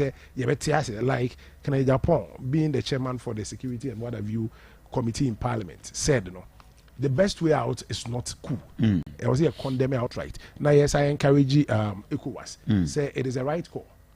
Because Obiama say mete na me coup Kofi Akoma ha na say we TV na say Quincy. So I'll be more motivated to do that. And we should take the risk and pounce on them. At least to serve as deterrent to other countries and individuals and more various countries almost so a corner yard some person me ku Ghana crazy and say Kofi bi e person me ku and ECOWAS should act fast so that ECOWAS countries will be safe. Kofi Medas lawyer Mamintio on ECOWAS in Nigeria issues no aye up and down kakra and no the impression in say avide the military were prepared to meet ECOWAS. Yeah. Later no, as how I say, and possible. But still, it appears say ECOWAS is bent on using the military force. No? Yes, but they are open for discussion. Exactly, Kofi. You said the best way to go. No, you say you go for discussions. Because one, experts now, it will not be in the interest of ECOWAS African say and force the president Ghana crowd the situation here west. Already the numbers are not reduced. You see, I guess a bit more peace keeping. If you prepared to say we buy almost already internally so no. Yeah, fighting and security issues. And the cost involved. And if be no say you quite MY because Kofi don't let us lose sight of the fact say Nigeria for no support too. Hey. All those countries almost the same part, they are prepared to support them. Yeah. Russia, no money the Guinea, the Benin, and ECOWAS more team they say UN, American and France for ever bomb we are Kofi, Mumfa and Numfa near 6. Somebody call a Cumbia, you're prepared for anything. Now, here can say no Kofi, will be any support to coup. Ghana for support to coup and Kabasa who was and could be at any more way there. The course in the general quan a trada da but be on say ye be go mo say no MY ade establish yantem e di mo jafego ni japade aye ni etunye won go fi pen say ya nanso no Kofi omo nsisa mo subai because some no ka panifo mo kasa nyina na ko wie say die ye leaders na Africa na die Kofi o trans na o kwa onye military man na won hwe ya obey wa ginso kwa ekukura because over tia sembia no a eye krono eni niema basabasa you say abaye see yakufo do abaye wosu ye hu message bia say we youth a hope bia wo say e kina obonya bibi kwa akoye bia there's nothing in place what say okay say we and Kofi ma example and accreditation almost the school station institutions are almost produce graduates every year about 100,000 graduates and about but Kofi unfortunately and no for you to be a busanoa was say hope be any ho and none the Kofa say sir uprising a cause the northern part of Africa the youth realize said there was no hope. In fact there be a say indiscipline and then the upper cause na ye na kufodo and say the blame man because Orban already Ghana for hopes oni ba omia already Ghana for hopes so high and them catch say you see am Ghana for na do no anya confidence on na kufodo mo nti Orban so o decide so ba Ghana here obenya support confidence kufodo say ko ten Ghana o but ofeli so a Ghana so e be fail forever se sia no be aduro no it's so clear said there's no hope in this government especially when you do hope be anyone say employment opportunity be eba now go for my woman am no ka say nei aduma be any Ghana public service wo be kwa be foul on merit down not even one this is go trace can be so inside the room now go fi where the mine these are the things I expect to say and ka ba yi parody na be sifam so o ma bi sida but na ajesemu ama nepotism any all the sims no no and I be say o man e dey see it won see ano ECOWAS there mom go fa how be emesa mess we sense situation na it was this year because already no. Okay. The situation here is so bad. Okay. Come on, saying. But Countries, African leaders, especially Ghana, no go forward. The time I can on finance if I know your BB. So OSP institution over support to my mom money. Thank you. Because you might just say me da say I'm for ma yenko na yenye ye mahame anti adua ya ono ankasa eno aba ono ne baba no oka no ma konyama no aha ono ankasa ba no ho fe na watade efe o mama. I see, very lovely. Mohoye pa na anopai de se abusuafo nyina ho ye wo power papa egunu so ye gina mu so den ye bo adwuma e de aboa Ghana papa jo anopai ye nhwe yapomden from power specialist. That's it bro.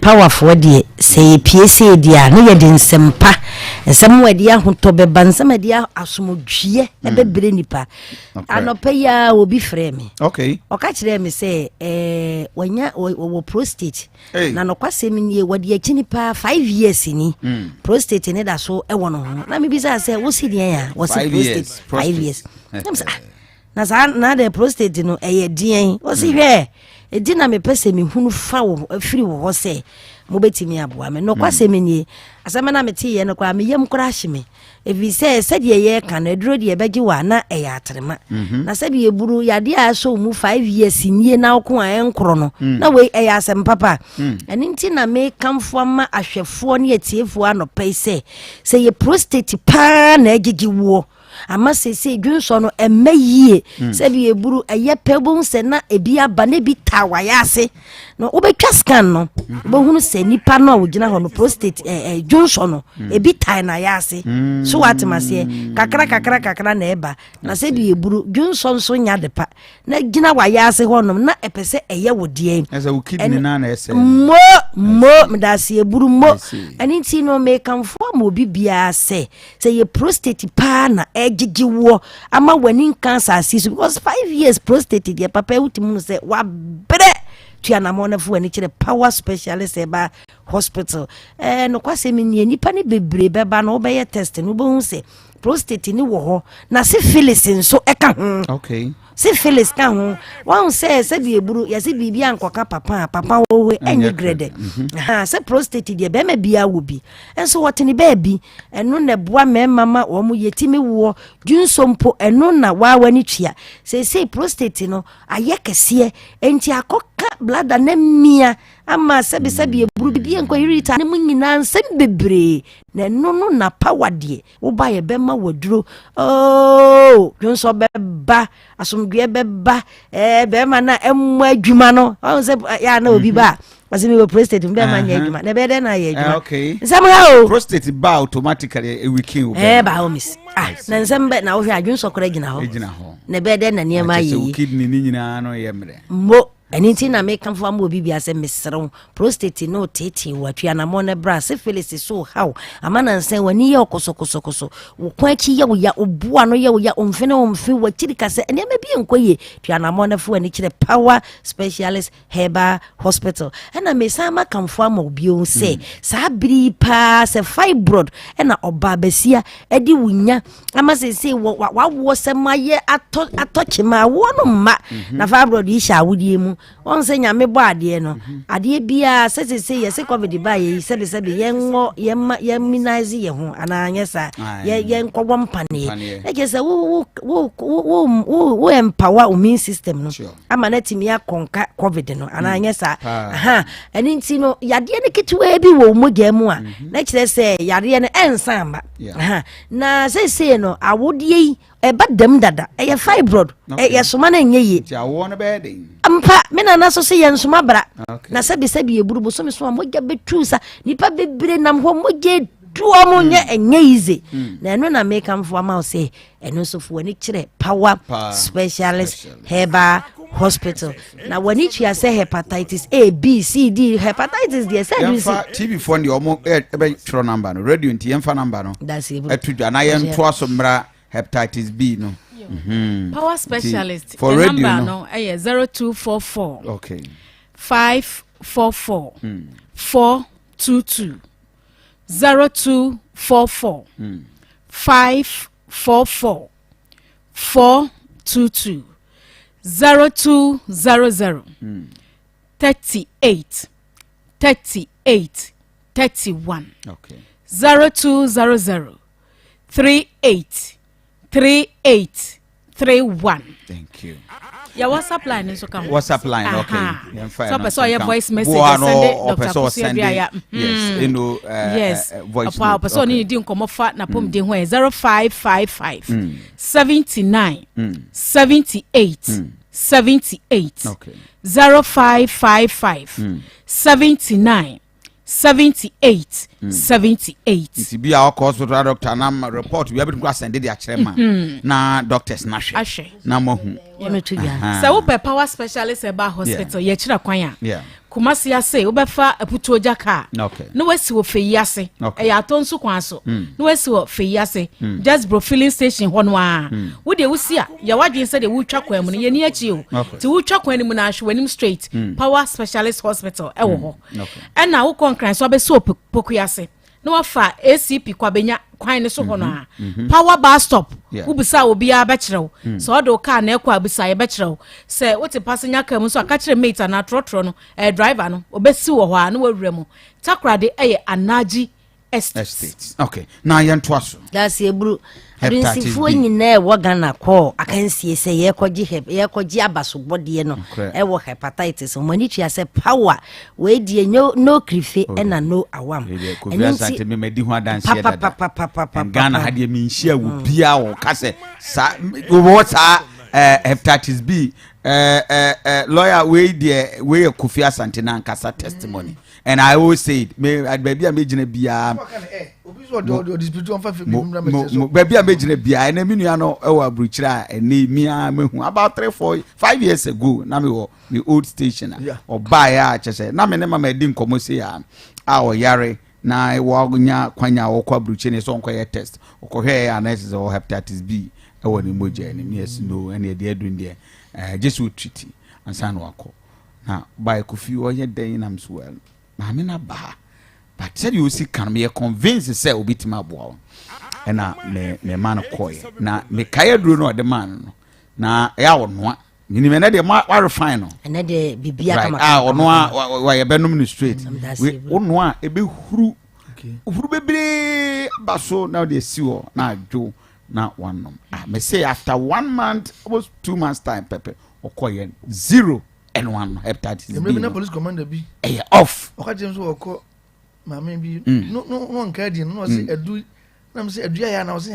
mo so what so ya de it I tell you I hepatitis B there be am ba be ka say obi a wo biro na kokko try na o ya Kofi Asante ka Kofi there o kan ye no but I know say for 5 years no mama correct me advance more and then me wan say the whole Ghana this professor yes yeah this about hey lawyer we no mama me professor dey am that and go start now you also obi say o dey drive after o dey doctor yes mama your professor me da was pa nyankopon o nhirawo izan say adwuma no ya yache na no kwaseminie say ya kire onipa ya se nipa ya hwe mo hepatitis na award yi ba ye na me hunu say yes ya adwuma obi timi tu ne ka na waba o se hwe aba no meto bebre oh me hunu ye kire me yes ko code ni so aye say me hunu ye o me hunu ye nkrofo enso o mo ka chem say nkrofo to aba no na me se nyame nipa bebre nante bai meto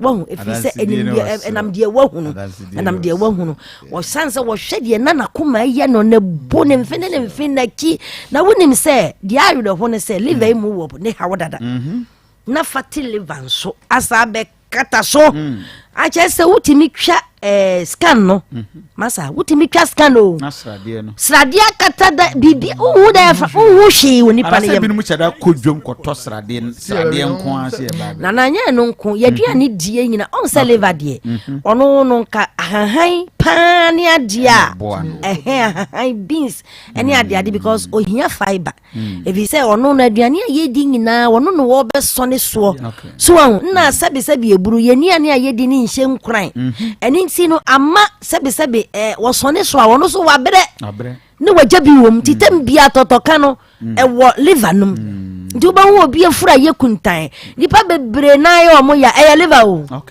aso ne pechi aso wo mu se sciatica no wo ho ya eno so no kwaseminie awrade adom ye wo na duro papa oba ye be ma waduro be no anom na de bi asra so sciatica away na mom bebre de ne ye liver on se liver no so na woda sebe wa ya se ha woni fa so ha sa no waso shop on se liver ne nya adwuma yi a bibie nya adwuma yi ne sa no nso nti enani pa bebre wo kidney mu hawo obaba no ne yakotwa scan nsuo ginam obaba no yakotwa scan cyst bo ho efi se liver na ntimi anya na adwuma yi enti no hawo ne abebre se ni na wadane ama kidney no kidney so wono so akwa wabre afa na asemintimi na mechibre mo ade ne na meyam te se ba bibi enkoye nti liver ne ntimi nhome no na je se wo prikukukuku wo yem ho na wonim sa mpekasa ena umpe nkuro dia na mo na fu ani kire power ezan se nipa di frabro kire ba fati liver nipa bebre di frabro kire ba e de no mbetimi a nyare ansa wo de bra mweson medasi eburu pa nyankopon onhyira akoso ya to aso ba modi asa obefra ye wo 0244 544 422 0244 544 422 0200 38 38 31 0200 38 38 31 Dr. Free has say ya wakwa kwatena se eti se won so anansenso agugu a bomodi aso obetutum ne kan waka ho bi na waba me ahwe wo sanse power specialist e wo ananse se esoso se esusua se ye ho no ho ba bi egu wo ni padua mu bia no bra me enhwew eya na de bia me kase bi mu yam kuruma ni pesa nya na duro no yade ne go na pintin ananse ne nya dia ye ne kura titru na mani abri hu no dia ye ne dia so no na mrante ye ne kan sa banche case obi dia ye ne 5 years ni da so aboho ananse no nsa no eko ne mom fire to fire pa ade ni dwa ne te se gya atade kura wontumi nje bi nipa bebredi ntoma akata omukom ananse ye na che eguso twe no ehyehye na emu ye na ye mu keka no oba asafo no he ye be ma waduro be kwakono anom na odi bi asrem tiawa asem bi ani ho eti so mpeka sa mpe nkuro dia kisa oba enye sa emwa de kan se bra power specialist sa so ewo kompo na duro etu compound se hye ho no doctor de o se e feed gachochi obi ehun se compost o minimum etu wo ba no ma waduro no ye na kwa obi abehu se ko tu di adanse ne be kwa ama no etu o compound mesra obi ani ne ti enye wadwe ebia wo kotwa na ani amo we ye ma waduro na anane ni nyina afiri ho e di amaw se wo power specialist ye kira kwan ye ni achi eputo jaka na abefro no wasi wo feyase just bro filling station wa wo si a wo nante wo mfa ka so nko ba bia wo twa kwa anim a power e wo wanim tenten so ana se opposite no wa ba me ya hwew wo konkra so obesi wo pokuase no wa fa kwa benya ACP kwan no power bus stop bia nim ho wo bisa ye be kirew takra den so e ya naji estate ya de bia ni ho a power specialist e ba hospital ye ni ho adro ye wo ho adro e wo ho enu ntime so say stomach ulcer wo yafunu kro wom wo minimu kra ne kro ha udidi a hohyehye wo a wo yafunu didi a hohyehye wo nsunu mu ani chenchemfro na udidi mu ni nyina no omodi asa obeba ama ya show typhoid fever enso toto etini typhoid ne malaria so aye dendenden bomodi ade a chu bia abrame na wa bomodi so ahwehwe cough care no awon wom obi anya papun na me amete esenka enra dua menhia cough care anya se mete me nka na ada wonom a obona ye oye nyina bega kpe nyina bega ama wakoma no so adedin ena mala mese ye dua ya mala mese no eno de enya adiketwa ena de henam kan say emfamre me immune system booster no papa no de meka say ye ne ete offices no ze betra ma homachi no num ebebo be duba kra ne sorry what be that tie anopa no ye di brief na ya nom kakra tie no ni kwase yare obi aye no na si ho nti besra no obi anyi bi si no driver for no so mo ka anim aha uwie nso ana wa bomodina pe eja atua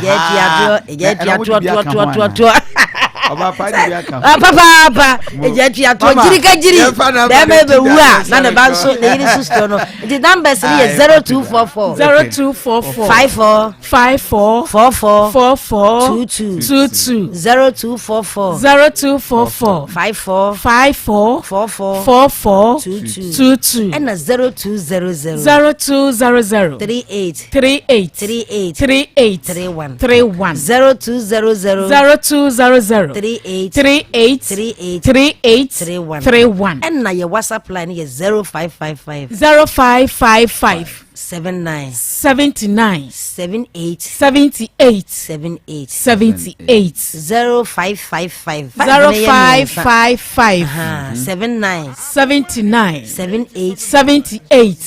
78 Tiana mo na bra na beji waso bia yeda wase ya mishra mo pa lawyer yeah wrap up na fe ma address to the president for the last time na ye be atadwe so enti atadwura Kofi Bibi aboko de Kofi na me adom na we dey asa ye ma chan me die yo we no ya share no because me die na ekwan da soro ha ba we dey ekwan na ba bia afidie na hihye enti no eh da bi we dey nyina unim say no nyumre bi kodu fie na me did it beyond 4 na my very I'm your problem pa after 4 beyond 4 5 I can't eat yes me to come dem say cry me ko na just come dem kakra na me sa 3 be 4 ye ni pinko ai tinko me boy I be sorry at my fa so Ataju is good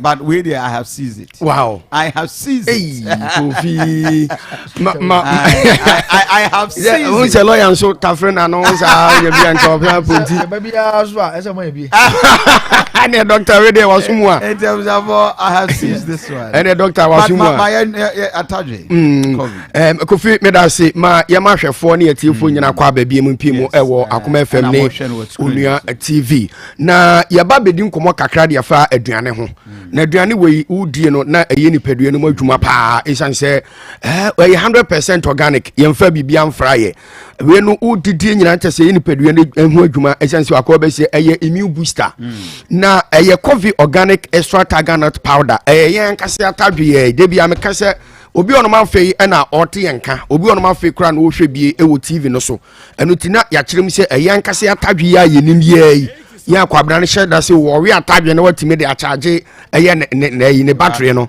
ye de ya bomodin se ya atare de na manawo ane ayam si ya muhumuhu ane de ego pepe mu se omanfo eni na enuane duru a ewom no edoso pa de bia meka se vitamins ewom na fe fiber ewom na ya na manage fiber no pa esan se Kofi ye kwa ye benya ye na srade tam enuane a ye die eni nso a ye nom no eno na tai kofa saa srade tam ni nyina no ya enye ababedu ani padua mu ti de bia da no na akotwetwe ya de nketenkete nti ya de nketenkete na enyini na ba ba ye kese nti ye de ye mpene saa bomodien se obenye bia ubedie ekoya befa so obedie no de ye simple wonya te anu se ekimu a obetuma hwie de agu nsem na watafre ananse ubenya ensuo kakra bi se nsuo ne de ananse bia ye nsunyunu no na wasa tere be miensa nan we time bia obetumi adi amenka se nsuo na ye hye bibra ha emwa yes we been say the whole can you know me man de ode opekura fa nsuo nyunu kura na faye na ode atre na numi se ya wo kan te se bia wo kan pampa na se bia tombra no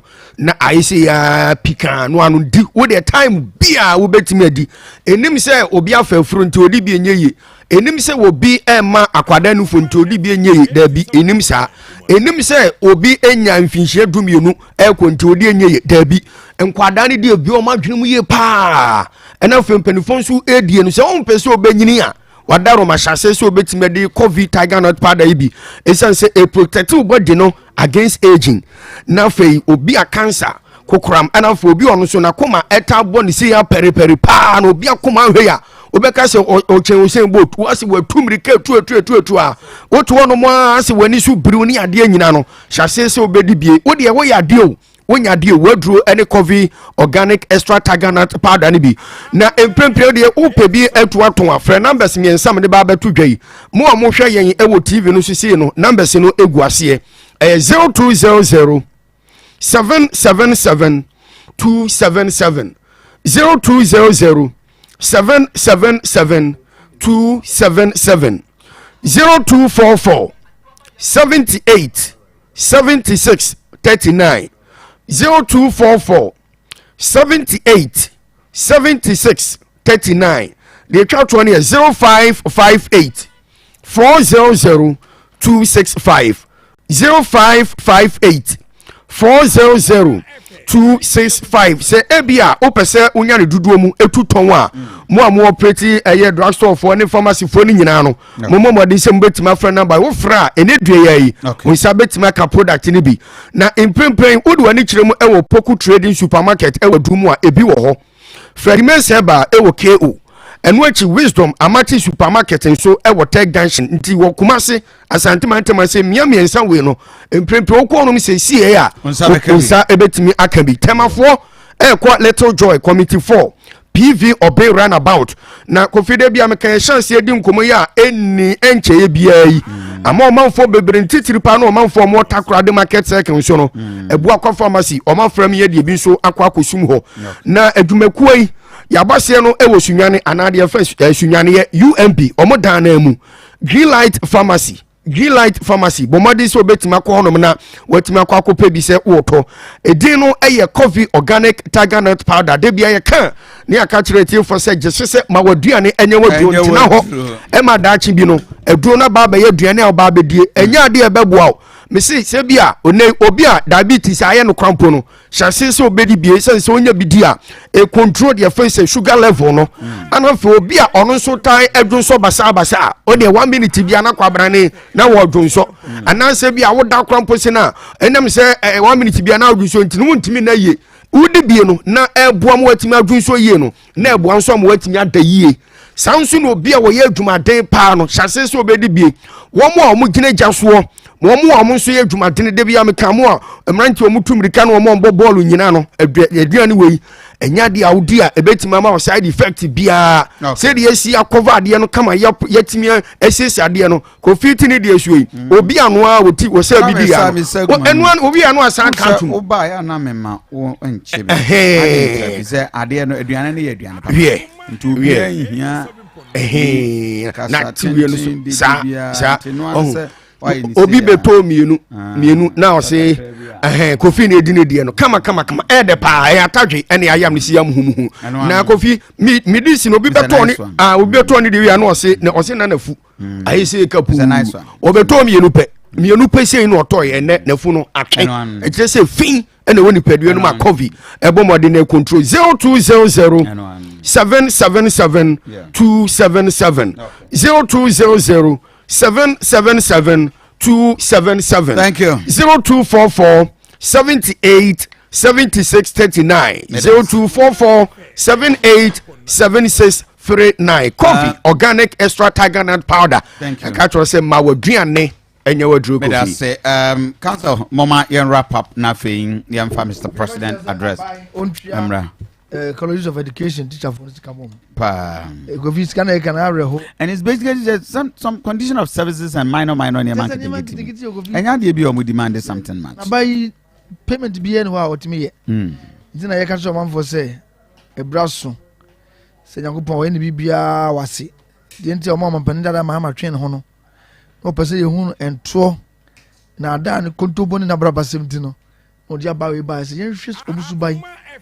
na ada Kofi ni kromu ha yen hwe abai a onya ni suade ka se vision a obi otime dwene hwe nkan ye o hu se daachin bi se ne be ye nti o se Asante ma mu anto aba ma me o uhwe voice oba Asante rogi na ye 2.1 million ya ma no 400,000 pe enso o se mo anto ma me kura no a hospital ye wa no sua me si be enso akese aka ho abawe bai was ni na emprondete abawe man 1.7 million votes na bb o mo ni na ansay o si market nipa nyina so o si ye package dia intimacy bi wo me am ya watch kakra no na amanfo so haro mo de ka congestion na no e vision na bu na obaye za o osi school akoya kesi nko na aba peso okrom timi ma ba mu na me fa bi nko nkurase ntubo kodu jama no ti bi ha Kofi fa eputu oja na kokọ ayi a kokofu akọ mo ba bi ko otra okosi bi ho o fa ha eno so bensia Kofi ya dina onya ye agrege nsema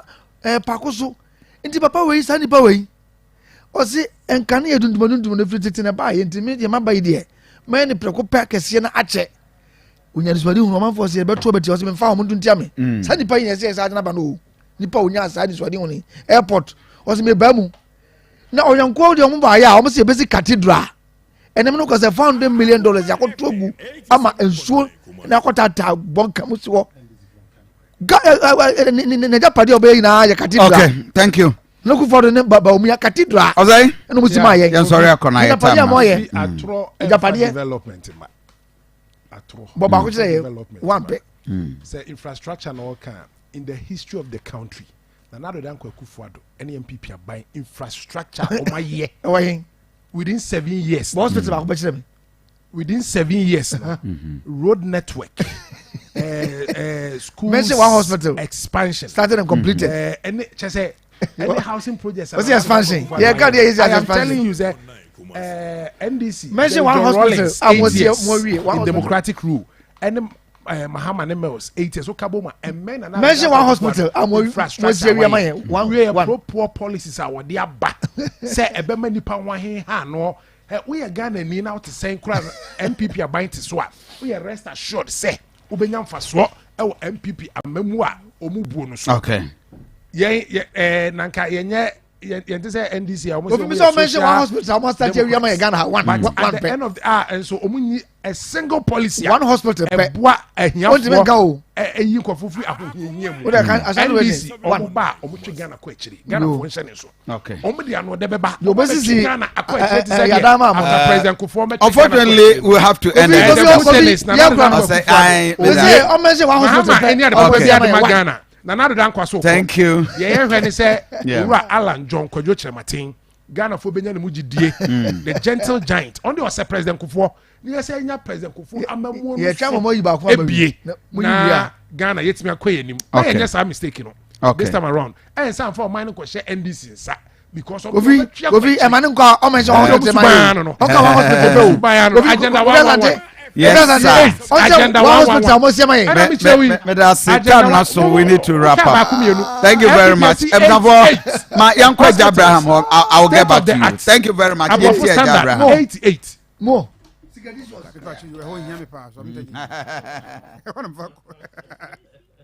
Asante bi daze pa tu fo nyankopon hyira wo amen ye frame eja Abraham me di inubran habama na sayarewa me so wa wutie mi ayare bi ha wo na wo di achi mi Akoma FM 87.9 enam yarewa se wo ye bema na obema mu hyehyew ana se obema mu kekawo ana se bi ukotoret na wo chima ensuo fitaa bi firi obema mu ba ana se ensa bi abegu obema ho pen ana wadwunso moja pen na wo de achinia enko me so me twin safro se fabra eja Abraham wo ma cheme saa de ne ba etima obema no fon etima adwunso ntentem etimi didi wura wo sisim na ma wo sisiare etimi didi wura wo process mu boss na process no ay large na ma wo adwunso ntentem boss basa na wo chika se o ya na ma nan no nsa ayetititi na wo video mu hyew se de meko ana rob bi asra wo etimi didi kura ba wani so na mo ni so ye wisisi etima uti ye ya na we na ma kyerem se wo ye be ma na unya sa na mu yare bi ni wa pedra Akoma FM 87.9 and sorry ebetimi me ahyew rubber as a process na awie kra no e de what to form as a stroke enti wonya nam yare bi na wo de akiri na nkwa ba bia duro no wo eye haban krogen ne mfa enu bi akeka ho na ni susu aso boni bia wo ni peduom no eye Jabrama so ye etimi saw tu na mo na hwe Jabrama akira kwan ba bi biara me wo sa na oba so a wo tie me wo su ensuo bi gugu ema wase kekawo ama wo messages no kura se bi emaye anase etwa obra amramono ana ndi bema mpohia na nsuo na saba se wan pedra won so etimi didi na ma o chinka se na oya na ma honam ye oya na ma oposo nyina ye oya na ma oto asente mu twetwon wosi na honam dwawo yam de akwakɔhye menopause mesaw enye saade na eyi na ye nam ya ne bia Akoma FM 87.9 mesaw se tuanamon fabra Abraham so ye na enkran me wo da koman abrewana na sport da koman abrewana na sport mesaw temanso me wo community 1 man kwade run about baby a takra de kofodua trotro ni jano obe kumasi a mi wo ohwim asuofo akwan so anase bare kese kwa so me so kase obesi wo ohwim school junction ne kase oba Ejabram clinic pragafo na wo nyina do beba wo a wutie wo sunwane ne important so me wo estate junction me ben doctor Achireko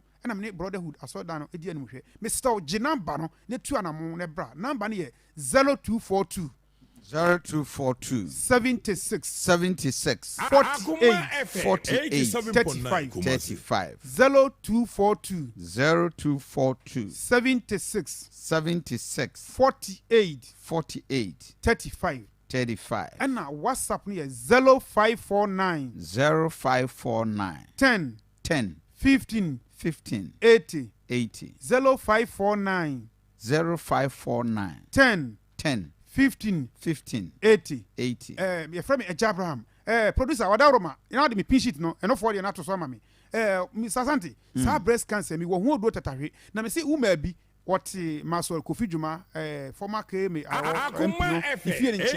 na o UK onya breast cancer bi what the chinia enko na last 2 years na wo no oba me ha me say me man the drawer ha ne ho to no wo to nchense packet mienu de ma me say me mfa mbo me nika dan so wa ba sesi a the sister Santo a Wadaroma be chiawo it me sedaw me fasa kwanya we so aka kire obi biara wonya breast cancer ntina me din foni ni bi atoso no ana wo de chinia enko se wakwakoye operation aba asan aba ana wode no koye scan bi ese do obi abeda no funu mu ana se bi wode no umia nsuo bi funu ba ana wode na ma no funu den ana kora wode na mu hyehyew wode achini abrof do ko twi ko blama nyina wanum bi chemotherapy mpane nyina wawo wode tu ana ma no fa Ejabram se enda so nyansan me de do no ma wa 3 days wono funu den no boss na start yembre nti wo ye no kakra boss na dwane nyina nane ayeden afirimu timi saw wa wutie me wo yiri bi wo maame bi wo nua bi enya breast cancer me so hwe Ejabram achira kwan ye di nubrane habama ebe mawo me se abaye mfase kanka dwane nyina be na ne afirimu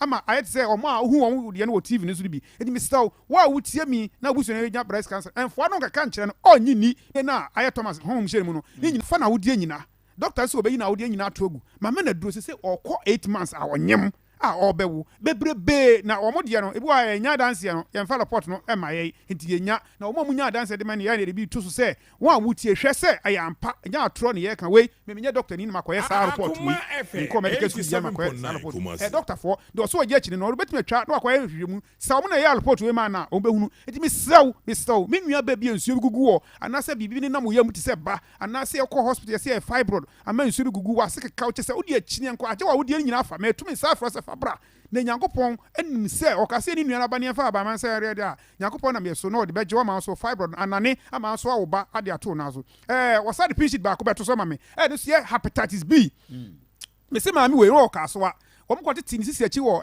what say yaji se wonya enuabo o ma dandan no nyinara anko me de do man no hepatitis before na afa na da free to wa so tie bo wonya hepatitis B o to me to safro fabra ya yera how all the chine enko no to na man fabra Ejabram je number no number ne 0242 76 48 35 0242 76 48 35 and our WhatsApp near 0549 10 15 80 0549 10 15 80 me number na to just say no na afi de me ba emema me sra wa wutie mi a wanya enwodwe stroke na wodi achini enko ha me waduro bi gala mienu pe na abenom wa wo do so me bon Brian Tonchia na sande also je bi ofi so me oba no ho me de do man anope ya me tie ye na wa frese se de wotimi asore a wo so den ma na wo nante kakra na oda fom timo me ba ko so ba me ho anope me de do man na otwe mienu chese ni sisi na chinka se ontimi nya hwe oba na okutemu se obey ya no pay wo so no a otumi nante ti wo wanya stroke na wo de wada from emfie na emfie do wo de bra me se be so aduro ni hwe Nyankopon na me so be pagyaw sa wo ye bema na obema na wukojo to wo be no waduro ni gala mienu pe me nkyira kofo gala no me kyira kota roba mienu pe obema no be sore bia na de obema na ngui na mo ofrika je tie ba ye duru asoase ya o bo se no wate ato obema no aye brego bro fan crap e ma ne so mo mpe bra me be ma adobi ye friend was nukudru e na bro nya bra me de gia wo ba sam so ti de pim no na de me da wase ye friend e ja bra senya mi anku ya da se ne be se ya ke number ne biem ne tie me chiri kwan me wo tema community one man kwa de run about en crime me wo da kuman abrewana na kumasi me wo ohwim asuofo akwaso sunyan so me wo estate brotherhood asoda no number ni nie 0242 76 48 35 0242 76 48 35 Sergeant 0242 76 48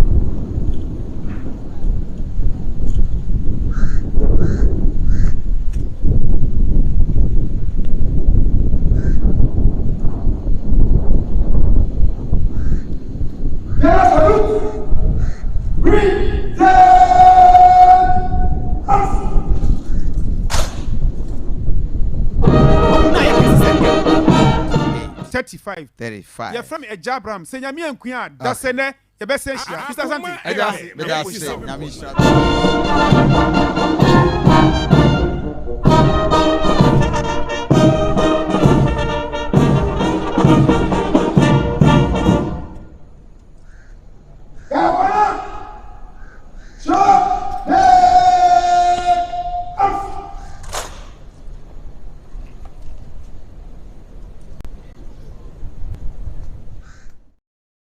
at 10:20 yanko na ya address the president on our editorial na otwini nyina du a ye kabom na nsɛm a akoso Ghana ha ya state editorial position ya friend Mr. President ene ye yi asɛmba ko a Ghana fo mabunu eka about betting na Ghana ni bia any problem say ye gito but the Ghana fo bi sanse na do dan ko akofo de to do na ya gigina Ghana ha no ubisa John Mahama si e diska na ye den anope Ghana fo nso bisa say ya gitoa je diapers je pampers je pad je bet to Ghana fo siska no ye de ye den.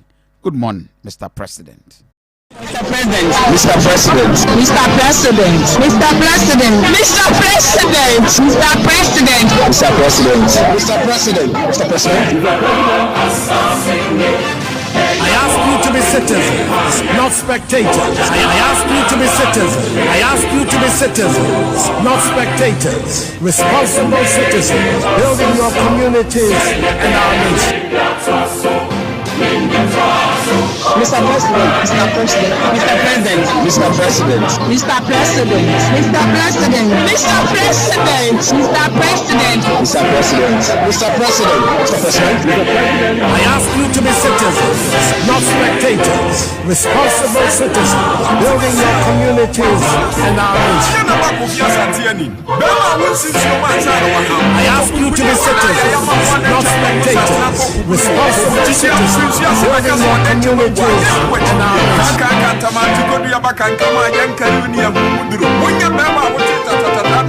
ask you to be citizens, not spectators, responsible citizens, building your communities and our nation. I ask you to be citizens, not spectators, responsible citizens, building your communities and our nation.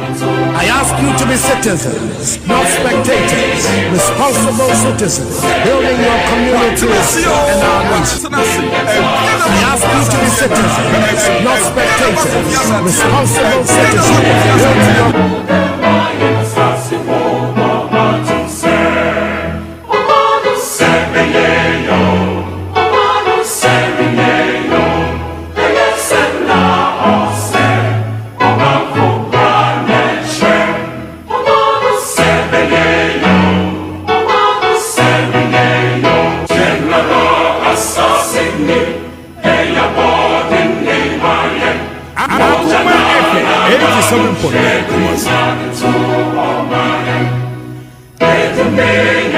Anope, good morning, Mr. President. Emphasada Emma Aye Nsroma creation for wonderful outfit. We just want to tell as it is. Straightforward, Yankancha and Ado Danko Akofo say Ghanaians are suffering. You said it, Baumia. When we teachers are suffering, nurses are suffering, doctors are suffering, suffering.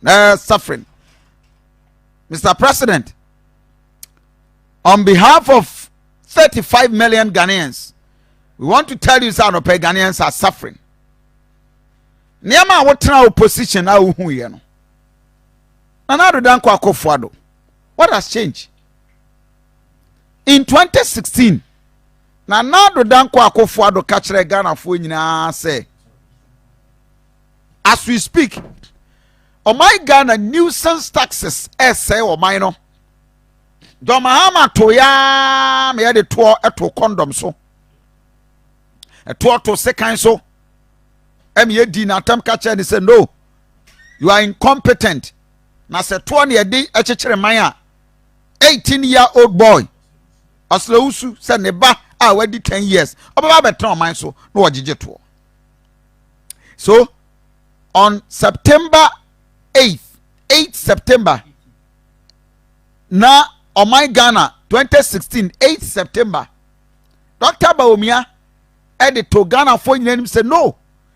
Any country your tax policies are hodwa yedibu o man. And I pay the premises of our discussion me do wakasane na Aduanaba Akufo-Addo enra and a betting tax start here.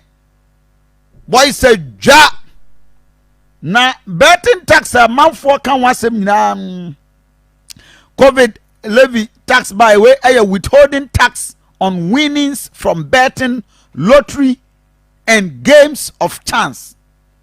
That is the name of the tax. They are polishing a kama. Tenye, withholding tax on winnings from betting, lottery and games of chance. 10% any diaba. Is it yet tikroma me so condom and a pad, baby diapers? Ma pad and ma use the tax atoso. On 18th of August 2016, and then it saying, and then 16th of August 2016, 18th. That is the 2 days now. How many years? 2016 to 2023. It's about 5-6 years.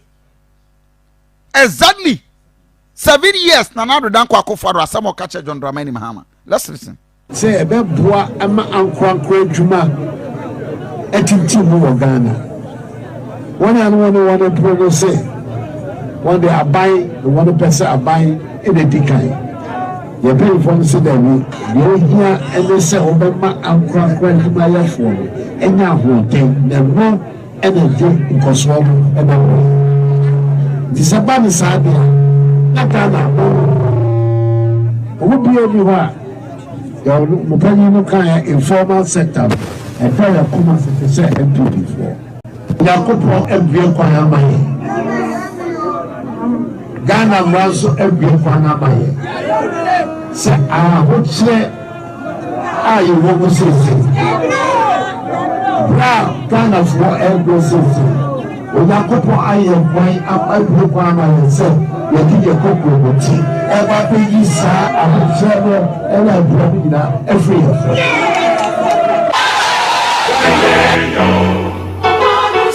Nana Aduanaba Akufo-Addo was very, vociferous. Say no. And yama bebre koso atwa Ghana for soon Dr. Bawumia September 8th, 2016. A month later, no so ne dia ba beto so yem fato bebre enchechire man ye digu o man no emwa ema nkrankra enko wonanim. It is important to emphasize for the record that measured in terms of today's dollars and cedis, no government since independence has had the amount of resources in terms of tax revenue, cocoa exports, gold exports, oil revenues and loans as the two NDC administrations between 2009 and 2016. Under the 8 years of the MPP government, from 2001 to 2008, taxes and loans only amounted to 20 billion Ghana cedis. In contrast, taxes, loans, and oil revenues alone over the last 8 years would amount to 248 billion Ghana cedis. So, what you see in the diagram, in the graph there, the Mills Mahama government over the last 8 years would have had more than 12 times the nominal resources that the MPP had, 12 times the number.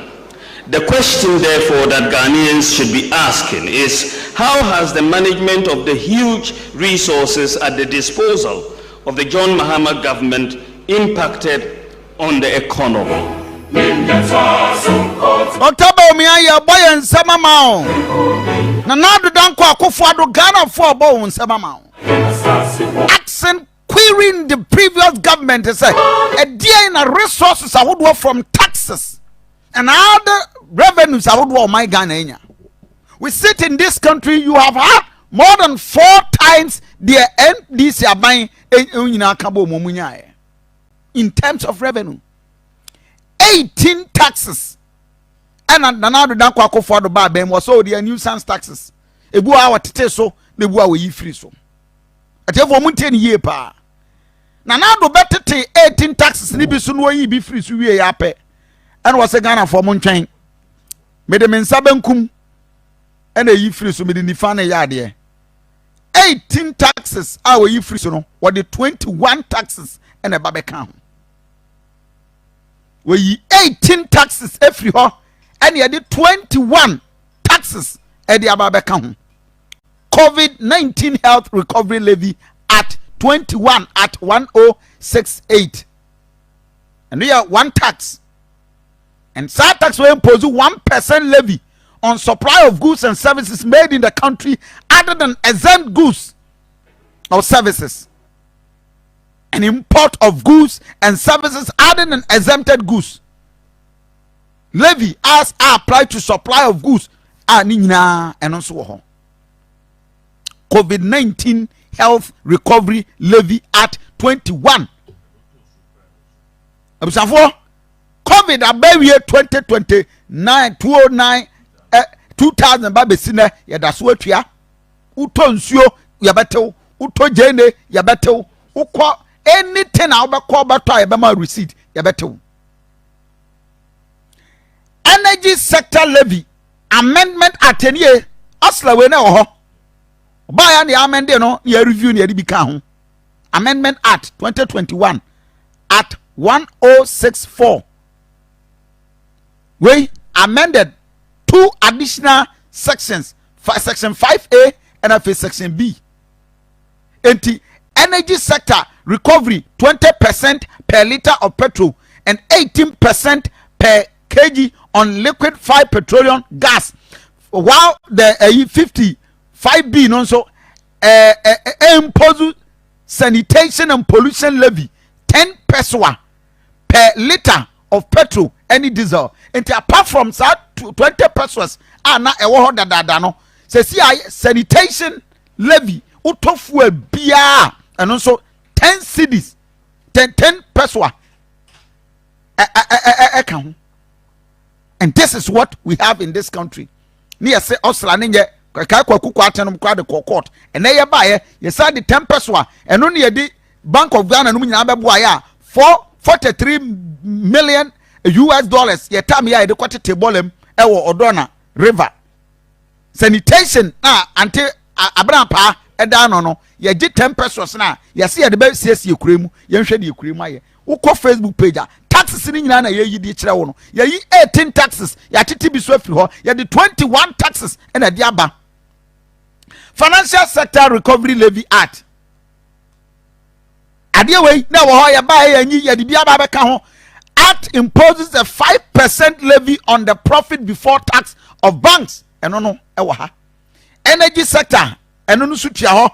Income Tax Amendment Act, no so ya amende na ya increase VAT near the core about 21%.